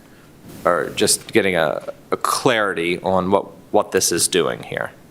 What this is doing is simply changing the word license to registration so that we can actually continue to do what we've always done. So while the state is taking over the responsibility of issuing the performance license, the state has no interest in taking over the local oversight over electricians. Okay. So my question would be, if they're, basically the state is certifying them as master electricians, right? Correct. Okay, and then, or journeyman's apprentices. So why is it that they would have to then register here as well if the state's already has a database of them being a master electrician? What is the purpose of that? To continue the same consistent level of oversight that we've always provided. So I guess, do we need to continue that if the state's providing the oversight now? No, the state is not providing the oversight. The state license doesn't? It's a performance license, but the state is not going to take on local issues in regards to interpretation or, in the event that a dispute arises between a local electrician and an electrical inspector. Okay. The Board of Electrical Examiners is here to step in and resolve those questions. Okay. The state's not offering to expand their service. But why would they have to register to be a part of that process? So I guess the question is that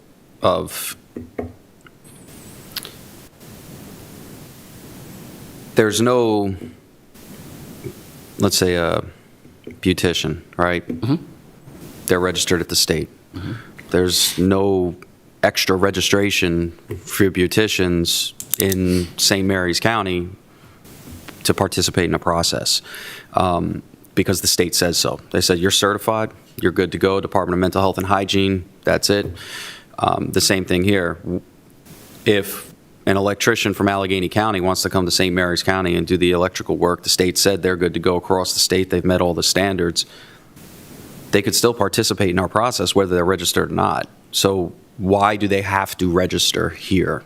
I understand the continuing the same process, but do we need to continue the same process? Do we need to add more bureaucracy to land use and growth management? We're not adding a single bit of bureaucracy. Again, we're just changing the word license. Or keeping it. To registration. Yes, we'd be keeping it. Okay. So it's an interesting comparison, electrical work to cosmetology. I would say there's a greater risk to life and property with electrical work being done, and hence the greater oversight. No, Mr. Knight, let me stop you right there. I'm not, my comparison is a state regulatory action, not the two industries, okay? What I'm getting at is you have the state saying so, and then the county adding or keeping bureaucracy. That's not necessary. So my question, why do we have to keep this if the state says so? Okay? Since we want to go on that, the Maryland Police Training Commission certifies police officers. There's no registration here that says you need to register as a police officer with St. Mary's County. Okay? Far higher risk than electrical work. All right? So if we want to look at it that way. So why are we keeping a registration list? Is it to say you're authorized to work in St. Mary's County?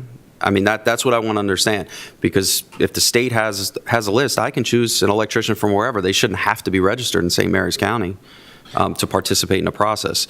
Why are we keeping bureaucracy? Is our local electrical code different from the state level electrical code? It is not. No, we follow the state's code. I think part of this has to do with the fact that there's a little bumping of heads going on between the electrical people and MDIA, and when someone comes to do this because this law has changed, different people within our respective organizations are getting into a turf battle. That's a good way to word it. And now what they're recommending to do is you just have to register that you're a certified electrician, and then the inspectors can sit there and move forward. I'm not opposed to this going to a public hearing. I just want to get a better understanding of it. Yeah, me too, Maybe a public because hearing will help with that. There's a list at the state of certified, when they do this, there'll be a list available. And if you're there, it's easy enough as Land Use and Growth Management saying they adopt the list of certified electricians in the state of Maryland. I mean, I just, there's so much bureaucracy and the speed at which things are able to happen. I think this may be something we can look at to move a different direction. But anyway. Let's just still have the public hearing. Let the electricians want to come and speak, and the inspectors come and speak. We can hear it all out. Oh, I'm sure. I move to approve the Department of Land Use and Growth Management schedule a morning public hearing to repeal and reenact the St. Mary's County Electrical Codes Ordinance. Second. I have a first and second. All in favor? Aye. Any opposed? Ayes have it. Thank you all. Thank you, Mr. Knight. Thank you, Mr. Hunt. Thank you. Dr. Bridget?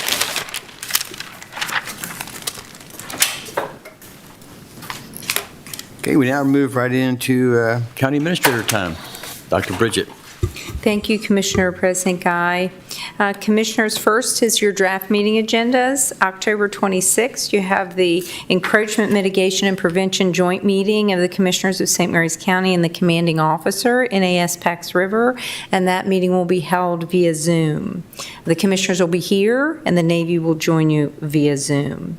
You'll adjourn your joint meeting and then reconvene for a closed session to discuss litigation and personnel. You'll adjourn and come back for your regular business meeting at 1 p.m., where you'll have a request for public hearing from the Department of Land Use and Growth Management on the alcohol beverage production. And then you recess that afternoon for your 2 p.m. annual consolidated transportation tour from MDOT, and they will join you virtually that afternoon. The next week is November 2nd. You have your joint meeting with Metcom, and that will be held via Zoom as well. And then you have a proclamation for Family Court Awareness Month, and then you have your first budget work session that afternoon at 1:30. So for today's business items, you have item number B is the Department of Finance with the Board of Education and a request for approval of the FY 2022 categorical budget adjustment. Jeanette Cudmore, CFO, presenting this morning and, of course, introducing Board of Ed. Good morning. Good morning. Morning. Good morning, Commissioners. I have with me today Dr. Smith and Tammy McCourt from the Board of Education to discuss their final reconciliation of the 2021 audit and also the proposed use of their fund balance. Tammy, Dr. Smith. Good morning, Commissioners. Good morning. Morning. We have before you a request for an FY22 budget amendment. Ms. McCourt, could you pull the microphone towards you, please? Thank you so much. Next slide, please.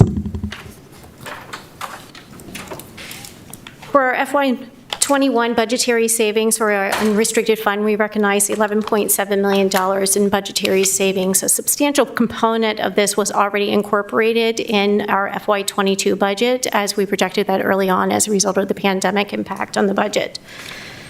The primary areas of our savings are recognized under instructional salaries as a result of the lack of need for substitute teachers and extracurricular activities as a result of the students being at home last year.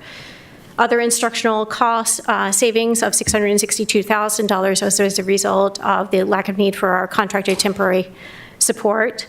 Student transportation services recognized a savings of $2.7 million as a result of fuel savings. And under fixed charges, we recognize $4.4 million of savings, and those were budgetary savings associated with healthcare savings as well as the care for a settlement. Next slide, please. So of that $11.7 million, we included in excess of $7 million in our FY22 budget. At this time, we're requesting a use of the remainder of that unassigned fund balance of $4.5 million. $2.5 million to support the turf fields and $1.9 million to go towards OPEB. Of the $2.5 million, you all had already allocated $2.5 million, so this will bring our total project appropriation up to $5,012,000. Next slide, please. Additionally, we are requesting a $200,000 budget amendment to support our school safety grant program. This was a grant that we applied for under the Interagency Commission on School Construction to support security communication improvements at Chopticon High School. This award notification was received on September 16th for the $200,000. Next slide, please. The final budget amendment to our unrestricted fund is an increased use of fund balance of $4.5 million. And then on the expenditure side, $2.5 million for capital outlay CIP transfer and $1.9 million for fixed charges for the OPEB. On the CIP side, we're requesting revenue transfer in of $2.5 million for capital outlays, the state funding recognition of $200,000 in the grant funds for a total of $2.7 million on the CIP side, $2.5 million going towards the turf fields, and then the $200,000 going to safety and security. So that concludes the presentation. Are there any questions? I want to thank Dr. Smith and yourself and everyone else for where we're headed. And I know people listen to me for 11 years talking about turf fields, so this might be my last hurrah at the table. But quite frankly, we're finally getting St. Mary's County up on par with all of our high schools to be equal to a lot of the other schools in the region. The turf field project, I think, will allow our student athletes, our bands, everybody else to be on the same par.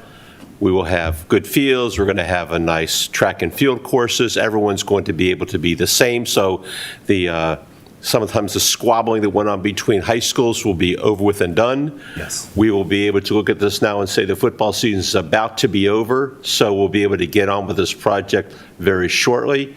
And then simultaneously with the turf fields and the Bermuda fields that we've used and put in with Rex and Parks, we're going to be able now to have 3 more fields available during off-season and things like that for more Rex and Parks, more community events, more opportunity for economic development by bringing programs down here to St. Mary's County and things like that across the board. So I'm really thrilled that between the money that the commissioner set aside in the last budget, what the Board of Education is able to come up with also with their cost savings, that we can move this thing down, I can't say quirk, down the field right now. And that'd be, it's just really good. And I'm really happy to be here for this. I don't know about equal because I talked to the turf field company and I made sure it was a particular turf at Chopticon that makes the lacrosse balls bounce harder and faster and the players run faster. Just putting it out there. So if, you know, it's just going to happen. Look for that state championship That's to right. follow, of course.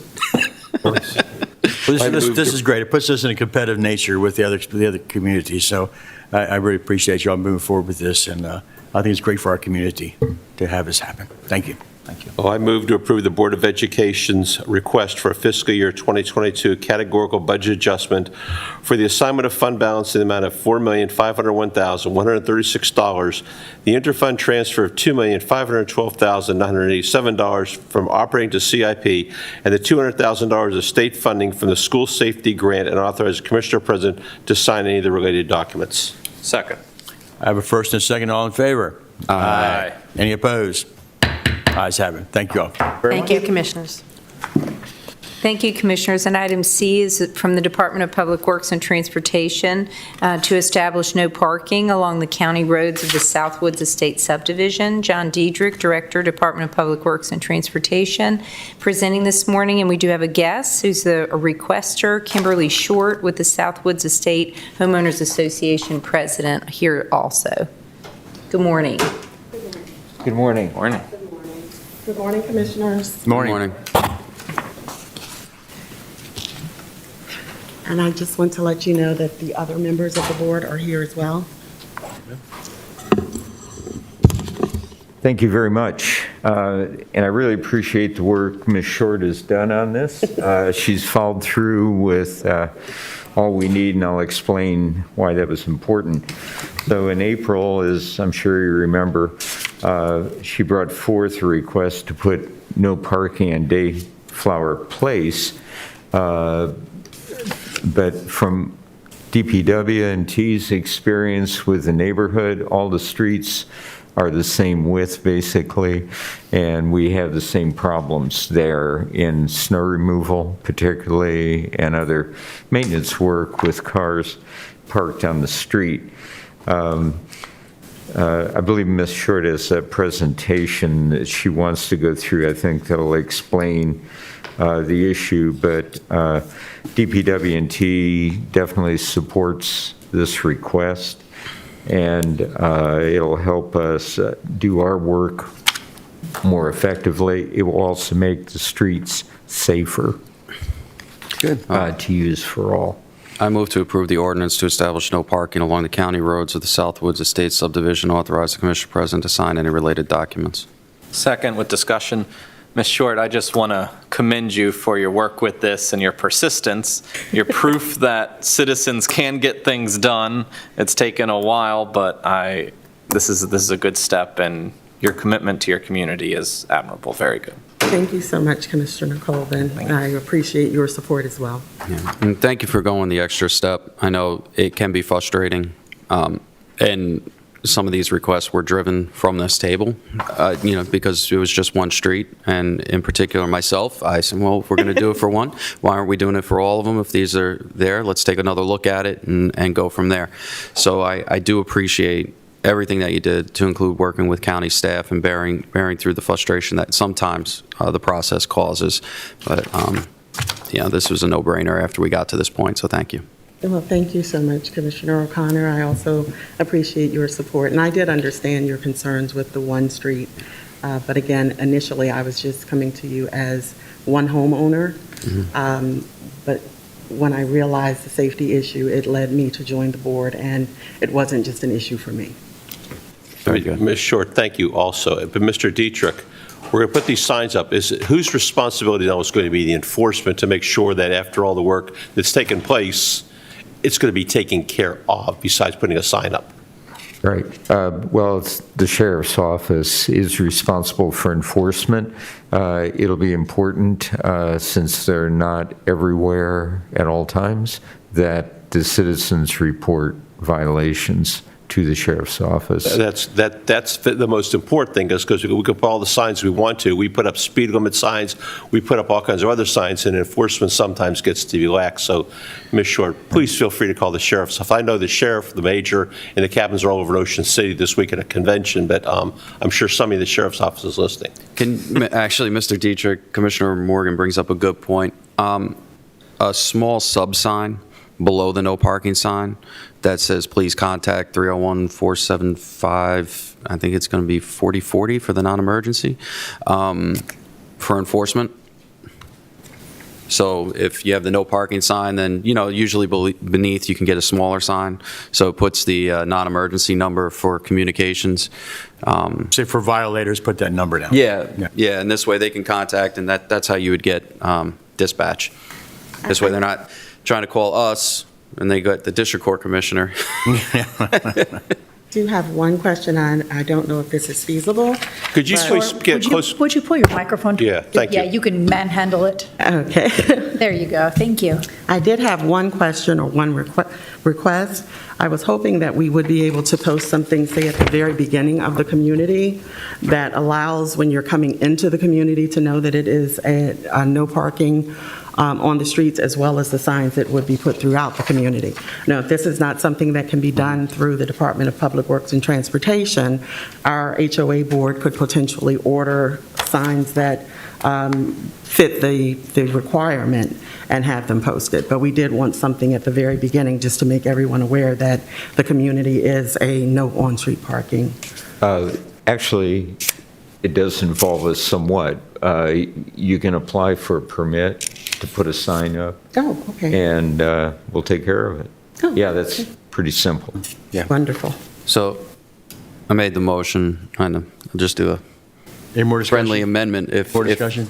And, yeah. I have a first and a second. All in favor? I have a friendly amendment, and...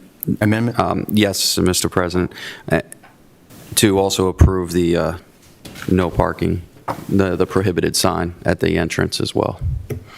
Just, I accept that. That's a great idea, because then they don't have to put them for a permit now. yep, no permit necessary, you can do it, it's done, there you go. Thank you, Commissioners. Thank you. We got that, Dr. Bridget? Yes, thank you. Okay, good. Okay, with amendment, I have a first and second. All in favor? Aye. Any opposed? Ayes have it. Thank you. Could I just get that's great. Could I get some clarification on the amendment, though, again? Yeah, the sign that Ms. Short just presented, it's been approved, so whatever processes need to take place, just We make it a part of this whole part of the motion. amendment. We made it a part of the motion. At the entrance to the community, it says this is a no street parking community. Yeah. Yes, Okay, and so I'll go we- over that with you, Mr. Diedrich, after the fact. Happy to Okay. have that. We have that written down. Thank you. I think we're just making it a county sign, that's it. Yeah. We'll get Thank to you those again, details. Commissioners. Thank you very much for being here today. Great. Thank you, Ms. Short. Thank you. Thank you. Thank you all. Thank you, Commissioners. And item D is from the Department of Public Works and Transportation with the Newtown Neck Road transfer to DNR. Mr. Diedrich? Thank you. This is, I think, a really good win-win for both the Department of Natural Resources and the county. It's been difficult to maintain that road, although we do that as much as we can, because Department of Natural Resources actually is the only, their property, their farmland that's farmed by tenant farmers, as well as the state park is the only thing served by this extension to Route 243 Newtown Neck. So being able to transfer that to DNR will enable them to use the road for their own purposes more effectively, and really gets us off the hook for something that we really we're not serving anyone with. We're spending money really that should be spent by DNR, and they're perfectly willing to take that on. This might be the only time I've seen you come to us to actually take a road off the county records.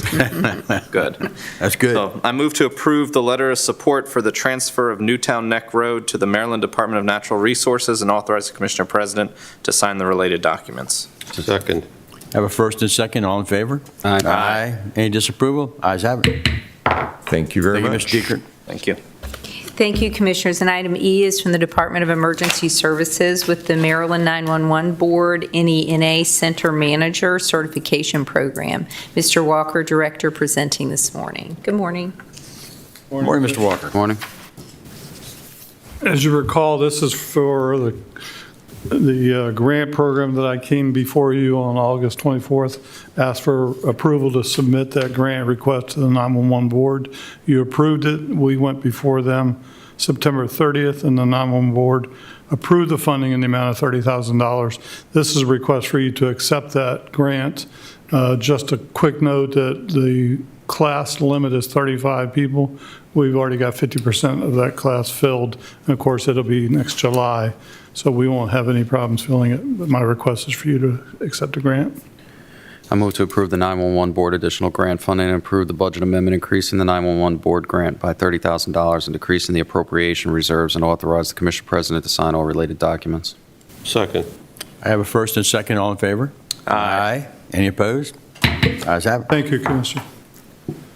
Thank you, Commissioners. And item F is from the Department of Aging and Human Services with the State of Maryland Emergency Rental Assistance Program application for supplemental funds. Lori Jennings Harris, Director, Department of Aging and Human Services. Dennis Nicholson, Executive Director, Housing Authority, and Cynthia Brown, Aging and Human Service Manager, presenting this morning. Good morning. Good morning. Good morning, Commissioners. Good morning. So, Commissioners, you may recall that the Department of Housing and Community Development awarded St. Mary's County government $4.5 million, and we have an opportunity to receive another $2 million for the Emergency Rental Assistance Program. The program is going well, so this is to ask for you to approve a letter of interest for the department so that we can apply for those funds. Any questions about the program itself? Yes, Mr. Nicholson, this is a great program, and this is a huge opportunity for us. I'm excited about this. When you came before us before talking about it, the one thing I asked for was data. If we don't have data, you can't even show that a problem exists. And so I'm asking again, I want data. I want to be able to see where the money's going. So the breakdown by zip code or region of where this money is being spent for the people who need it. I just want to know more about our community and how this money's impacting our community. Can we do that? Yes, we can. Good morning, Commissioners. Good morning. Good morning. Morning, Dr. Bridget. Good morning. So I can forward this going through protocol through county, and then it'll arrive. But let me just give you a review that since mid-July, this emergency rental assistance program, which is helping our rental property owners manage their mortgage debt and renter households who are at risk at losing housing. So this is a county effort to bring to our county resources from the Department of Treasury. Since mid-July, we've assisted 246 families. We've spent the $1 million advance and more just as of last Friday. This request is a chance for the county to add an additional $2 million. Right. That will be a future bridge for when our first allocation from the Treasury will probably be spent out by April or May of next year. Of the 246 families assisted, that involved 88 property owners. Of those 88 property owners, 55 were small landlords having 25 units or less. The program has touched the zip codes from Ridge to Charlotte Hall. The zip codes having the most activities were California, Leonardtown, Lexington Park, and Mechanicsville. In that order? As far as, when I say activities, as far as involvement from property owners, rental property owners. But rental property owners, again, have covered almost all of our zip codes. The average rental aid, now when I say rental aid, because the Department of Treasury does allow for 3 months of rental assistance in addition to arrears, but the rental aid is averaging about $1,300 a month. The average arrear payment is about $3,700 a month. And then there's a utility assistance, and that's been averaging about $1,000 a month. This is an active, very thin-staffed program. I must commend all of us, including you commissioners, because we're here trying to receive more money for our county. I want to thank the folks in county finance, because when we were at a negative balance Friday, the state money came in, and county finance immediately was able to bring that state money into the active account that we dispersed the money. So we're all in this together. Again, kudos to your team, and I want to thank the folks who at the Housing Authority who are doing the extra mile to make this happen, and also the folks at Three Oaks and Department of Social Services. So how many, do you have the statistics on how many of these people are employed that are working, like that you've assisted in the rental facilities? That can be brought into the information pool.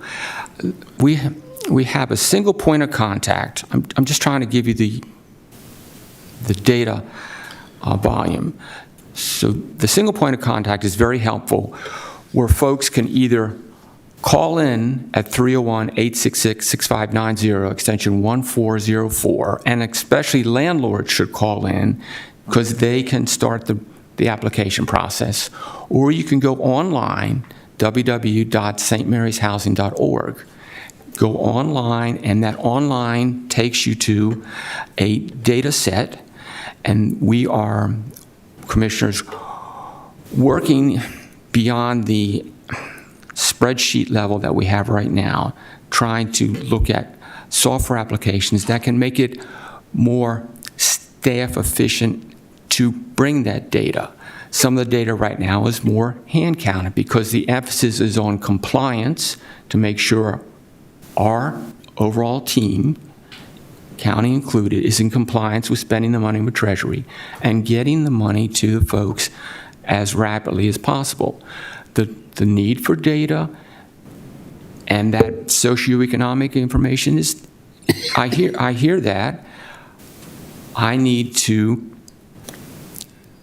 find the either staff expertise or the software application that can make that reporting more efficient and effective, as opposed to stopping the service of serving the folks, getting the money out, because we're spending more time on a reporting. And I'm not using that as an excuse. It's just a very lean staff. This program started mid-July, and I really thank the folks who are backing us up and delivering the service. So I know there was a lot of pressure from the federal level down to get this money out there, to get it spent. We heard about it. I'm sure you heard about it too. So yes, I understand the urgency of getting the money out to the community. I just want to see the data. I just want to get a better understanding of our community through the data. So that's my only caveat for approving this request for $2 million more. Get the data. And is the information that you just, is it on our Aging and Human Services website for people to apply for this? Or is it on our county website? It's on the Housing Authority's website. You know if it's on the county's? Is it on our site too? Aging and Human Services or county website? The department's website. It should be on the department's website. But if it isn't, we'll check. And if you want to know on the St. Mary's County government Yeah, I think it's Facebook on our page? government website somehow that there's people So, like- searching. Because some people probably don't know that they go to the Housing Authority to apply for rental assistance. They may be heading for your site. Sure, Or our we can do county that. site. Somehow put a ribbon out there somehow. So I'd like to ask a question before we move forward. So other than, Commissioner Colvin, what you asked about the data, the zip code, and Commissioner O'Connor, what other types of information, target points would you like to see in a report? And would you prefer monthly, or is quarterly okay? I'd prefer monthly, but I can make do with quarterly. Let me go back to Mr. Nicholson again, following Mr. O'Connor's question. Is there an application process for this rental assistance money? Yes, Commissioner. So it's very simply on the form, it can say, are you gainfully employed? Yes or no. By whom? There's an answer. And that would be the data that I think Commissioner O'Connor is looking for. Have I got that right? Yeah. Pretty simple. I mean, I don't see why we can't ask, are you gainfully employed? Are you employed? Yes or no? If so, by whom? we will work on that after this meeting to see if it can be a quick response. The first checkoff is your income at or below this? Let me see if the next level is gainfully employed. I understand. Well, it can be. So fact of the matter is I manage ERAP and ARP for a small local government, and our questionnaire point blank says, what is your income level? Are you currently employed? All So right. I know you can ask it. It's a very simple process, and the reason it says if you're currently employed is because we want to know, well, are you going to be continuing to utilize this? Because unemployment is through the roof right now. So if you're not actively participating in the process to seek and find a job, you're not getting the funding. So for me, it comes to the point of $2 million is great, but emergency rental assistance, not socialism. So if we have grocery stores closing at 9 a.m. in the county, we have gas stations closing, we have all sorts of other places that cannot operate, county government has vacancies, there are jobs to be had. So I want to know if the people that are receiving this are actively employed and they just can't make ends meet. Is there some form of emergency that's upon them to receive the emergency rental assistance monies? Because the way our government is heading right now, to include this funding, is we are providing more so people are not going to go back out and work. And that is what we're seeing. People don't want to go to work because they're getting unemployment, their rent is getting paid, there's various other things. So I want to know, are they employed? Are they seeking employment? Are they on unemployment? Those various things that come into it. That's very important when we're looking at money pushing out into the community. That has to be known. And I don't want any data gathering to bog down the system. As much data as you can is helpful because we don't know what we're looking for until we see it. Geographic location, family size, number of children in the household. I mean, what are the impacts of this, and where we want to be able to say where the money's gone, the impacts that it's had, and where are our problem areas. And we Okay, need data that's to do helpful. that. Thank you. I think, this is more towards the state side of things, and that, because the governor, everybody else, Maryland's open, they want people off unemployment, they cut back the extra side, but yet businesses and private industry are struggling to hire people, some in part from programs like this. So there's the emergency. I'm all about the emergency, but I'm not about the long-term, the government's going to keep paying my rent, so I'm not going to go get a job. I hear that, and I think our zeal was to jump in and be responsive beginning mid-July. Right. We're maturing now. We can mature the data set. Yeah. I mean, that's beautiful. The emergency was there. I just, Is emergency persisting is the question. and I don't see that the emergency is actually persisting because there's plenty of places to get employment. Okay. And just, Commissioner, there's been 904 applications, and those applications continue. There's 441 have been assigned to different caseworkers to drill in to get the resources out. There's an additional 455 unassigned right now, still waiting for an answer. Now, there's a specific situation that becomes important for us to act on them as quickly as we can. Any other questions, Commissioners? No. I move to authorize the submittal of a letter of interest, budget, and related documentation for an additional $2 million in the U.S. Treasury funds to supplement the ERAP 1 program and have the Commissioner President sign the related documents. Second. I have a first and second. All in favor? Aye. Aye. Any opposed? Ayes have it. Thank you. Thank you very much. Thank you, Commissioners. Thank you. Commissioner Colvin, I just wanted to let you know that Housing Authority submits those reports to Human Services typically around the second week of the month. Okay. And then we have to enter that data in a portal to the state. So if we start with the monthly reports, it probably would be toward the third or fourth week of each month for the previous month. Okay, good. Okay. Thank you. Yeah. And Commissioners, item G is also from the Department of Aging and Human Services with the FY 2022 Senior Center Operating Funds, Online Fitness, Notice of Grant Award. Ms. Harris continuing, and joined by Brandy Tully, Senior Center Operations Manager. Good morning. Thank you, Dr. Bridges. So this is another grant application. This is a notice of grant award for the Senior Center Operating Funds grant to continue online virtual fitness classes. So we were creative in starting those during the height of the pandemic, and we've learned that seniors really enjoy them if they have the option to either have in-person classes or virtual. It's a good thing to continue offering to the seniors. So we were awarded funds for that, as well as through a competitive grant awards for outdoor furniture for the Garvey Senior Activity Center, total amount of $16,265 from the Maryland Department of Aging. Will this get benches by the pickleball courts? I've heard that request. So there are already benches by the Good, pickleball good. courts. Yep, they were installed a few weeks ago. Perfect. This will support furniture for the patio. Okay. Very good, very good. I move to approve the Title 3, 7 NSIP Older Americans Act second notice of grant award from the Maryland Department of Wrong Aging. one. So Wait, I think we're on item G G for is in the George. online G. fitness. I'll do it for you. I don't know, O'Connor, I'm sorry. my board docs has G as ERAP. No. Okay, how about I jump ahead of you, buddy? Go ahead. Thank you.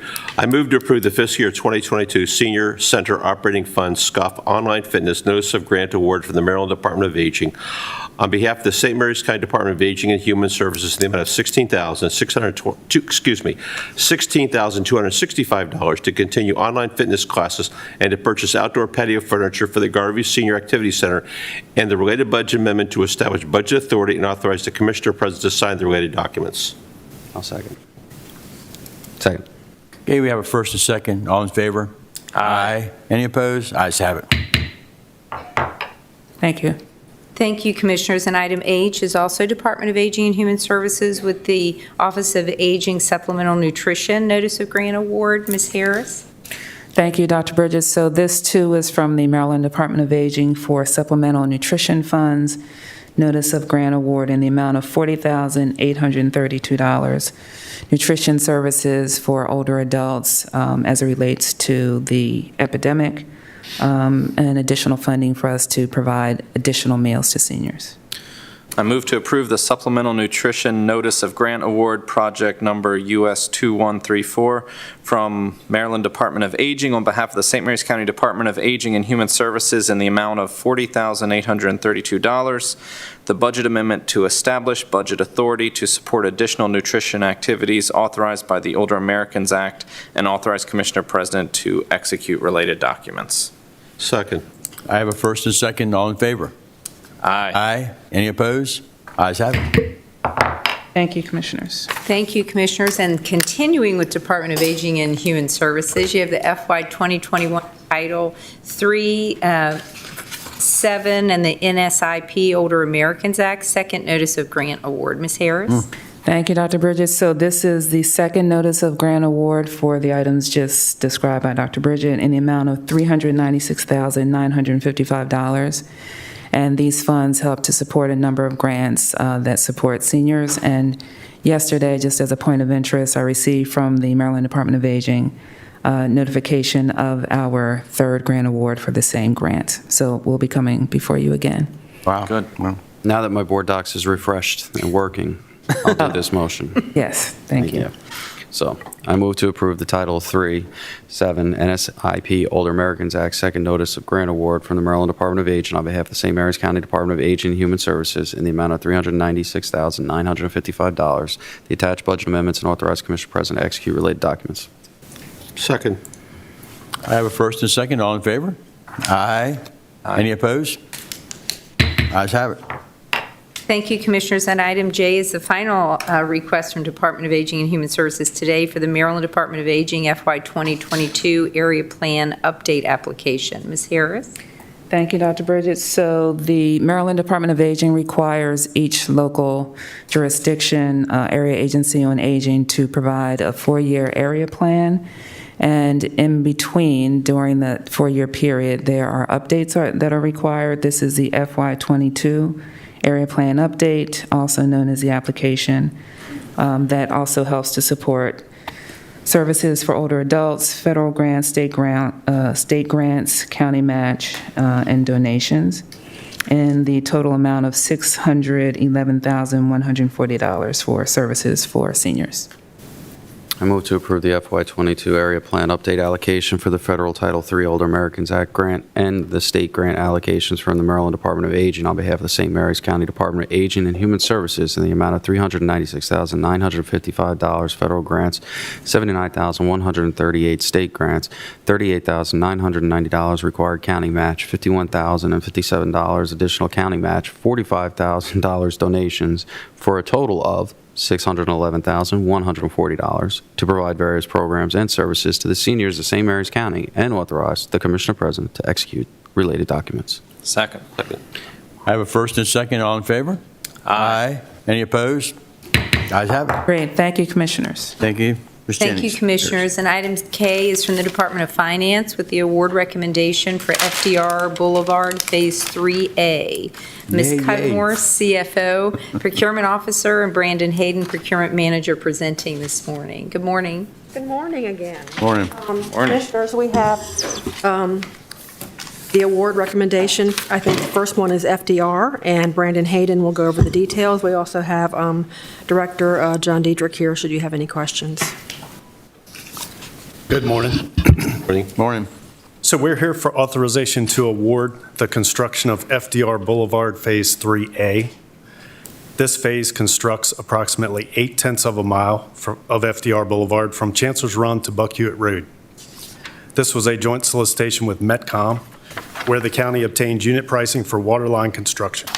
This allows Metcom's cooperative use of the county's contract to subsequently execute a Metcom contract for their water main with our contractor.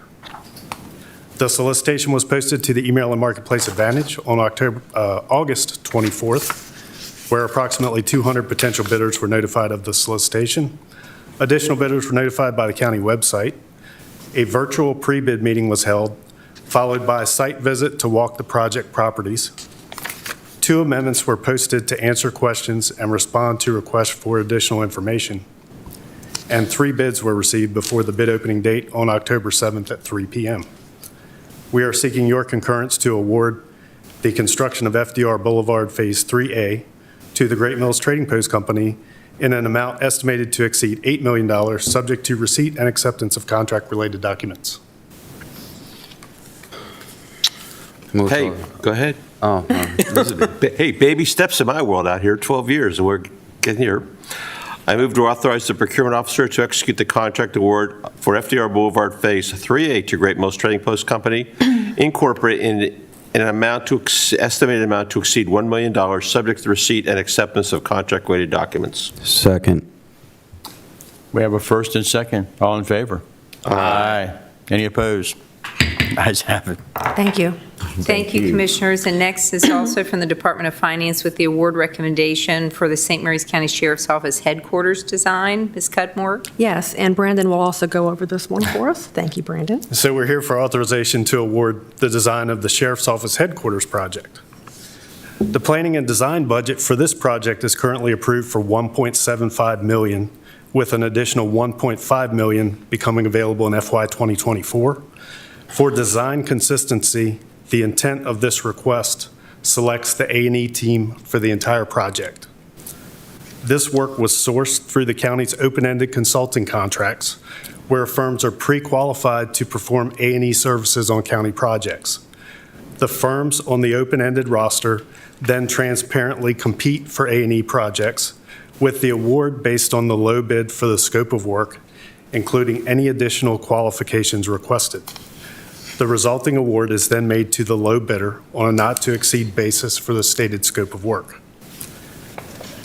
The price proposal request for Phase 1 of this project, which includes full site design for the entire property, plus the design of the evidence storage facility, was sent to the open-ended roster of 8 pre-qualified firms on May 4th. 3 amendments were sent to these firms answering their questions, and responding to requests for additional information.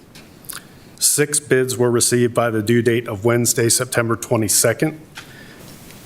And in addition to the recommendation from the Director of Public Works and Transportation, the Sheriff's Office also checked references on the subconsultant, Redstone Architects. In speaking with Chief Blocker from the Battle Creek City, Michigan PD, they learned the chief was extremely satisfied with how the consultant walked his team through the project and provided them with many suggestions related to public safety buildings and design. Major American indicated that he is satisfied that Redstone exhibits the capabilities required for selection of the team assembled by Morgan Design Group Architects. Morgan has confirmed their bid of $751,645 for this initial phase of the project and indicated that their team is ready to begin working on our project immediately.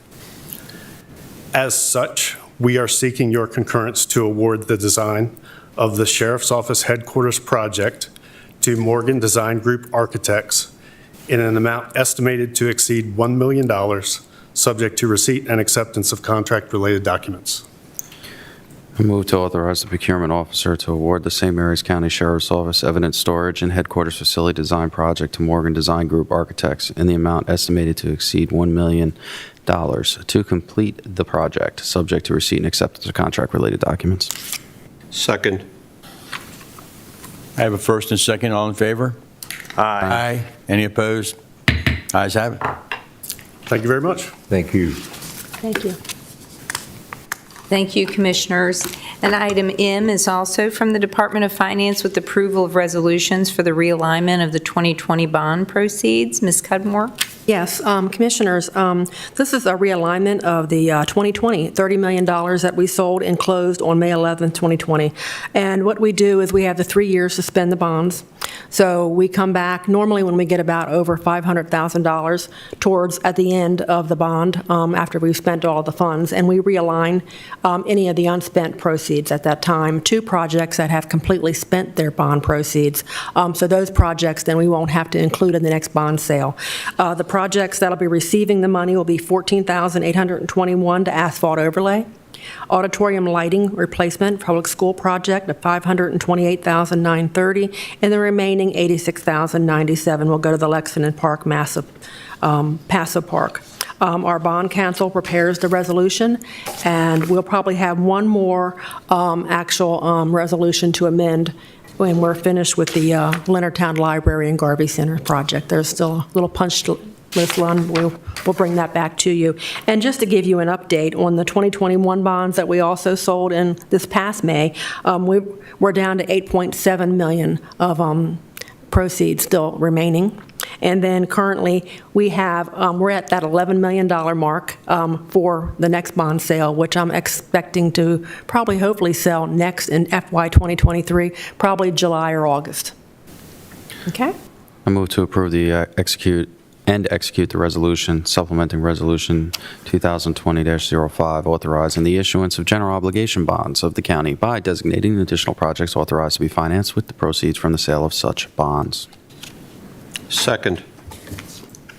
I have a first and second. All in favor? Aye. Any opposed? Ayes have it. Thank you, Commissioners. And item N is from the Department of Finance to realign and close out projects to the FIN 2022 Capital Reserve. Ms. Cudmore? Yes, thank you again, Dr. Bridget. We have 18 budget amendments, so get your signing hand ready, Commissioner Guy. We normally, this time of the year, we actually go through, after we finish the audit for the CIP, we look at, what projects have been spent, what projects need money.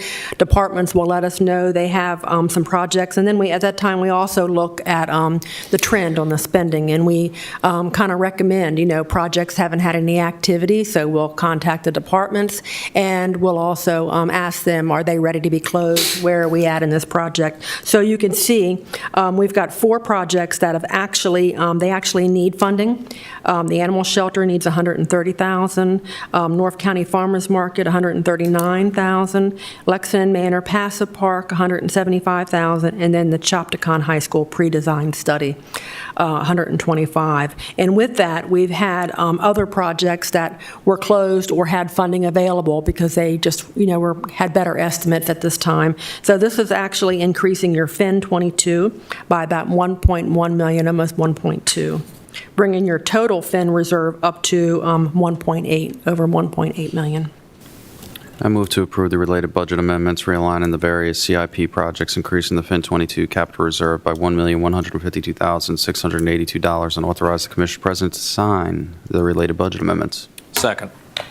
I have a first and second. All in favor? Aye. Any opposed? Ayes have it. Thank you, Commissioners. Thank you. Thank you, Commissioners, and this completes County Administrator time. Oh, my goodness. Okay. We'll go right to Commissioner's time, and we'll go ahead and start with Commissioner Morgan. Thank you, Mr. President. First of all, a tragic loss to our nation yesterday with the passing of General Colin Powell. I think the many flags within our nation are at half-staff, and just to acknowledge the tremendous service he provided to our nation as Chairman of the Joint Chiefs of Staff, Secretary of State, and all the other roles that he had along the way. So our condolences to he, his family, and to our nation. Dr. Brewster had a long discussion today on vaccinations, which I think is still very important. I would encourage you to get a shot, as she and Dr. Michaels have said. I would encourage you, if you get a booster, to schedule it and get with the health department, because as Dr. Brewster said, come early November, we're going to be changing our focus, or they're changing their focus to get the youngsters 5 to 11 vaccinated. So please get to the health department and take care of that. Two really good things for me happened today. First of all, the money that was approved for the turf fields. I think people have heard me long clamoring about a turf field complex down here to bring in more teams, more sports, and to make our kids, our student athletes more competitive. That was passed, so now we're going to have a variety of turf fields throughout the county. I want to thank Mr. Shepard and Rexton Parks for getting that there. The Bermuda Fields, and now each school will have its own turf field, and it'll end in squabbling between the schools of who has something and the other one doesn't. The second was the next phase of FDR Boulevard, Phase 3A. That will, I believe, get us down to Buck Hewitt Road from Chancellor's Run. 12 years, still got 3 or 4 miles to go, so I'm hoping when I'm gone, the next board will continue to get FDR Boulevard finished from Sanders Church Road down to Peg Road, and we'll have that parallel road that is always, I mean, the people who ride it now, they love it. It's doing good, and I'm really happy when I drive on it too, so let's just keep, as watching the wheels of bureaucracy move, let's get that done. Lastly, last night, the redistricting board met, and with it came the new county commissioner proposed maps. I would encourage you, I would strongly encourage you to go look at those maps and see how the commissioner districts have changed. For years, we've had a relatively stable commissioner base between the 4 districts, and obviously the president runs at large. But the new maps change it a lot. And I think that when you start to look at that, particularly my district, is a new world. So if you would please remember, the redistricting board will be meeting with the citizens to get their inputs along the way. And please look at those maps. With that, thank you. John. Start with a big thank you to our Parks and Rec Division. Commissioner Morgan highlighted a lot on this, but with Mr. Shepard's leadership down there, the team that he surrounds himself with, our Parks and Rec, I've said this before, but have just come so far, and people are using our parks more and more and more now that they're getting back out of the house, doing what they're doing, getting out with the families. I mean, baseball fields, leaps and bounds. The Leonardtown Pool, Aquatic Center, all of our fields that are going from turf, Bermuda, irrigation, Southern Maryland BMX with lighting. Commissioner President Guy brought up 2 young ladies approached him about a skate park. One mention at the meeting, and Mr. Shepard's team is all over it. And hopefully we can get that moving with a good plan, which all the plans have been solid coming forward. So, that a huge thank you, because it was at a point in time where all this entire board would hear was complaints about our parks. I mean, nonstop. Now what we hear is compliments. And that is a tremendous, tremendous credit to that team and everybody on this board. So I do thank you for that, because I love the parks. I really do. Got a chance to go to the National Aquarium. It was great. 40 and fabulous, 40 years old. I didn't realize this year it was 40. Same age That's as older me. than you, isn't it? Same age. Oh. We're just off by a few months, so we celebrated together. It was great. It was actually a very nice event. It was from 6 p.m. to 9 p.m. The mayor of Baltimore was there. He spoke. The CEO from the aquarium, and unfortunately, the octopus was not on display, and my son was very upset about that. It's disappointing. It was disappointing. I think it was just blending into the landscape, and they didn't want to tell us. They're smart. They are. Smart enough to hide. The Oyster Festival was amazing this weekend. Let me tell you, packed Saturday. Weather didn't stop anybody. They came back out Sunday. Crowd was amazing as well. Great vibe. Congratulations to all the winners there. And I really enjoy the Oyster Festival. And when you're all over the state and you're having conversations with people, you hear Crab Festival, Oyster Festival, St. Mary's County. So those are the things that always come up in conversation. Looking forward to the Legit Conference this week. I'm sure they'll be talking about the Oyster Festival, Crab Festival, and the many other events that we have down here. And a funny note, the mayor of Baltimore likes watching St. Mary's basketball. He what? St. Mary's basketball. He's an alumni of St. Mary's College. I know. Yeah. He was telling me he's going to be down there, and he's going to be watching. It was interesting. He says he never likes to miss a game, and he makes the trip down. So I said, well, come on down to peace and tranquility. Good guy, though. He totally different from how you see him behind the microphone and on TV. So with that, Mr. President, thank you. Thank you. Very good. Well, it's been a busy weekend, busy week. A lot of good stuff going on in St. Mary's County. Commissioner O'Connor talked about the Oyster Festival. I was able to go to it on Sunday. Just a wonderful time. All the food at the Oyster Festival is always good because it's oysters. It's delicious. But I want to give a shout out to the Leonardtown Rotary. They always sell their seafood chowder. It's phenomenal. It's delicious. If you didn't get it this year, get it next year. Support them.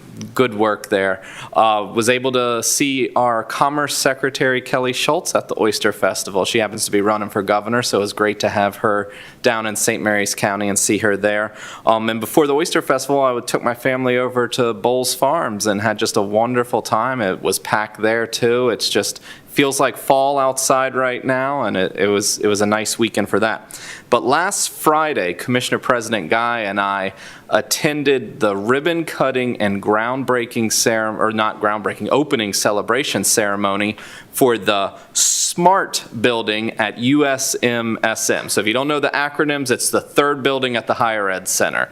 But it is phenomenal, and SMART stands for Southern Maryland Autonomous Research and Technology building. This building is going to have a huge impact, and there's a lot of people who deserve a lot of credit for making this building happen here in St. Mary's County, and I am not one of them. But everyone else on this board who was here in the previous term, and Commissioner Tom Jarbo when he was sitting in this chair, they put out $1 million, and that is what Joe Anderson credits with getting that building started and off the ground. The state was willing to put in the rest of the commitment after that money was put out there.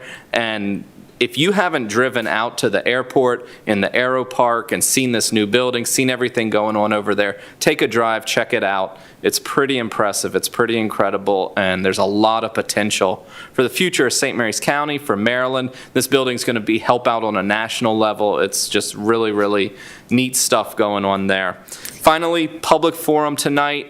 I believe it's at 6:30 p.m.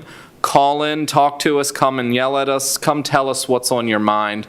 We look forward to hearing from you. Thank you. Please don't yell, just talk. Yeah, we're listening. You don't have to yell. We'll be here listening to you. Appreciate it. I want to put another shout out for the SMART building that we did have the grand opening or dedication to on Friday. Boy, the tour of it was like, you have to go, wow. It's just unbelievable. It was going to be done there. The research and So real quick, I know it's your turn now, but just to add into this, during the ribbon cutting, Commissioner President Guy was part of the ribbon cutting. They had a autonomous robot drive over a big pair of scissors for them to use. And then he probably didn't even see this, but as soon as they cut the ribbon, we're in a big hangar garage open area. They had a drone fly through carrying a Maryland banner, and it was flying through a couple times right behind your back, and it was very impressive. Right. Yeah. It's unbelievable they had on display, but then to see all the research areas and the various classrooms, it's amazing what's going to come out of this center eventually, and it's an economic development for us as well as hopefully train people for the future of Pax River and the various other employment agencies around there. It was really great to see.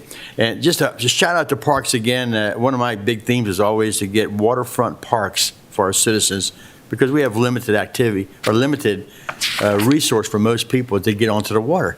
And so we've been here this time period and have developed several parks that are waterfront and got another one coming online as Mr. Shepherd's working on developing it, Shannon Farm. And I mean, this is a great asset for the people of St. Mary's County. So they can go down, and I've had nothing but people tell me how great it is, Snow Hill, how they really enjoy that waterfront park and the beach, and they're looking forward to finally getting a boat ramp on the Patuxent Riverside that's big enough to handle a few more than 2 or 3 cars. So it's going to be nice once we get all this done. That's always been a big thrill to me. And of course, the development of all these fields, I would say I was swayed several years ago when these young girls walked in here wet from trying to find a field to practice on soccer and made their appearance here. That sort of swayed me to say, hey, we need to get these fields done. And we have, and I appreciate the commissioners doing that. And I do appreciate the commissioners of the first board because it was only a couple months after I got here where we were hit by Mr. Anderson and a few others, Todd, Mr. Jarbo, saying, hey, we got to put some money out to keep this smart building going. And we decided as commissioners, and I caught a lot of flack from one of our delegates that we had no business doing this, but we moved ahead and we have recognized, and we were recognized during that meeting that we did have a big say-so in getting this building built. So I appreciate that. Now, the Oyster Festival, I was there all day Saturday. It was packed. I mean, tell you, it was just unbelievable number of people that were there. And I'm hoping that people were protected. I don't know what kind of outcome, but I didn't see very much mask wearing at all. Some, but not very much. I got to admit that. And the crowds were big, and I was part of the team that helped to time some of the shuckers, especially we got through the women's national championship, but we didn't get the men's done until Sunday. But it was really something to see. The one lady who won, if I could shuck a horse that fast, I'd be a professional too. Did Homer win again for the men? Did Homer win again for the men? Well, we never got to the men. It's supposed to be 2 heats. The men were never done. A storm came up. Was blowing everything all over the place. So they just canceled that out, and then they did everything on the men on Sunday. But it was just amazing that the ladies I watched, I said, wow, the one that won was just unbelievable how quickly she could shuck an oyster and keep it in good shape. I mean, it was just amazing. So it was a great turnout. I'm sure that Rotary is very happy with all the people that did show up. They had a large number of vendors that seemed to be happy with what was going on. The only thing we had was a problem with the connectivity on the field. Some of the vendors complained to me, said, hey, my cell phone, I can't take credit cards because of. And I said, wow, okay. And so I was hit with all that, and I said, well, we'll try to do our best with Mr. Bob Kelly to see if we can do anything to improve that instrument. Because there was long lines. We had 2 ATM machines there, and there were long lines of people trying to get money out of them so they could buy products. Remember, bring cash. Cash kills. Yeah, we should bring, I'd like to emphasize, but we better bring cash from now on. I don't know how we can, we're trying to improve it, but cash carries, and something like this, you're better off to have that. But they brought in the Verizon tower for the fair. The extra didn't help. It didn't help though. And It didn't help. No, it didn't help. They did all that. It just didn't help. And in defense of, we've been working for years on recognizing 2 big events take place in the county at the fairgrounds, the county fair and the Oyster Festival. And we have tried each year 2 or 3 times to get Verizon to do something, and we might as well be talking to a brick wall. That's true. So if you're listening, Verizon, help us out. Bob Kelly's trying. Verizon doesn't really care. And we should. And our vendors were really upset because a lot of them could not process credit cards, and it made it very bad for them. and the people stood in long lines to get them cash. So anyway, we're still working that problem, and I hate to give Bob Kelly more work, but maybe he can help us out in moving it forward. I don't know. So we do appreciate it, though. But okay, with that said, I need a motion to enter into closed session. Move to enter into closed session to discuss litigation. Second. I have first, second, all in favor? Aye. Aye. Let's take about 5 minutes.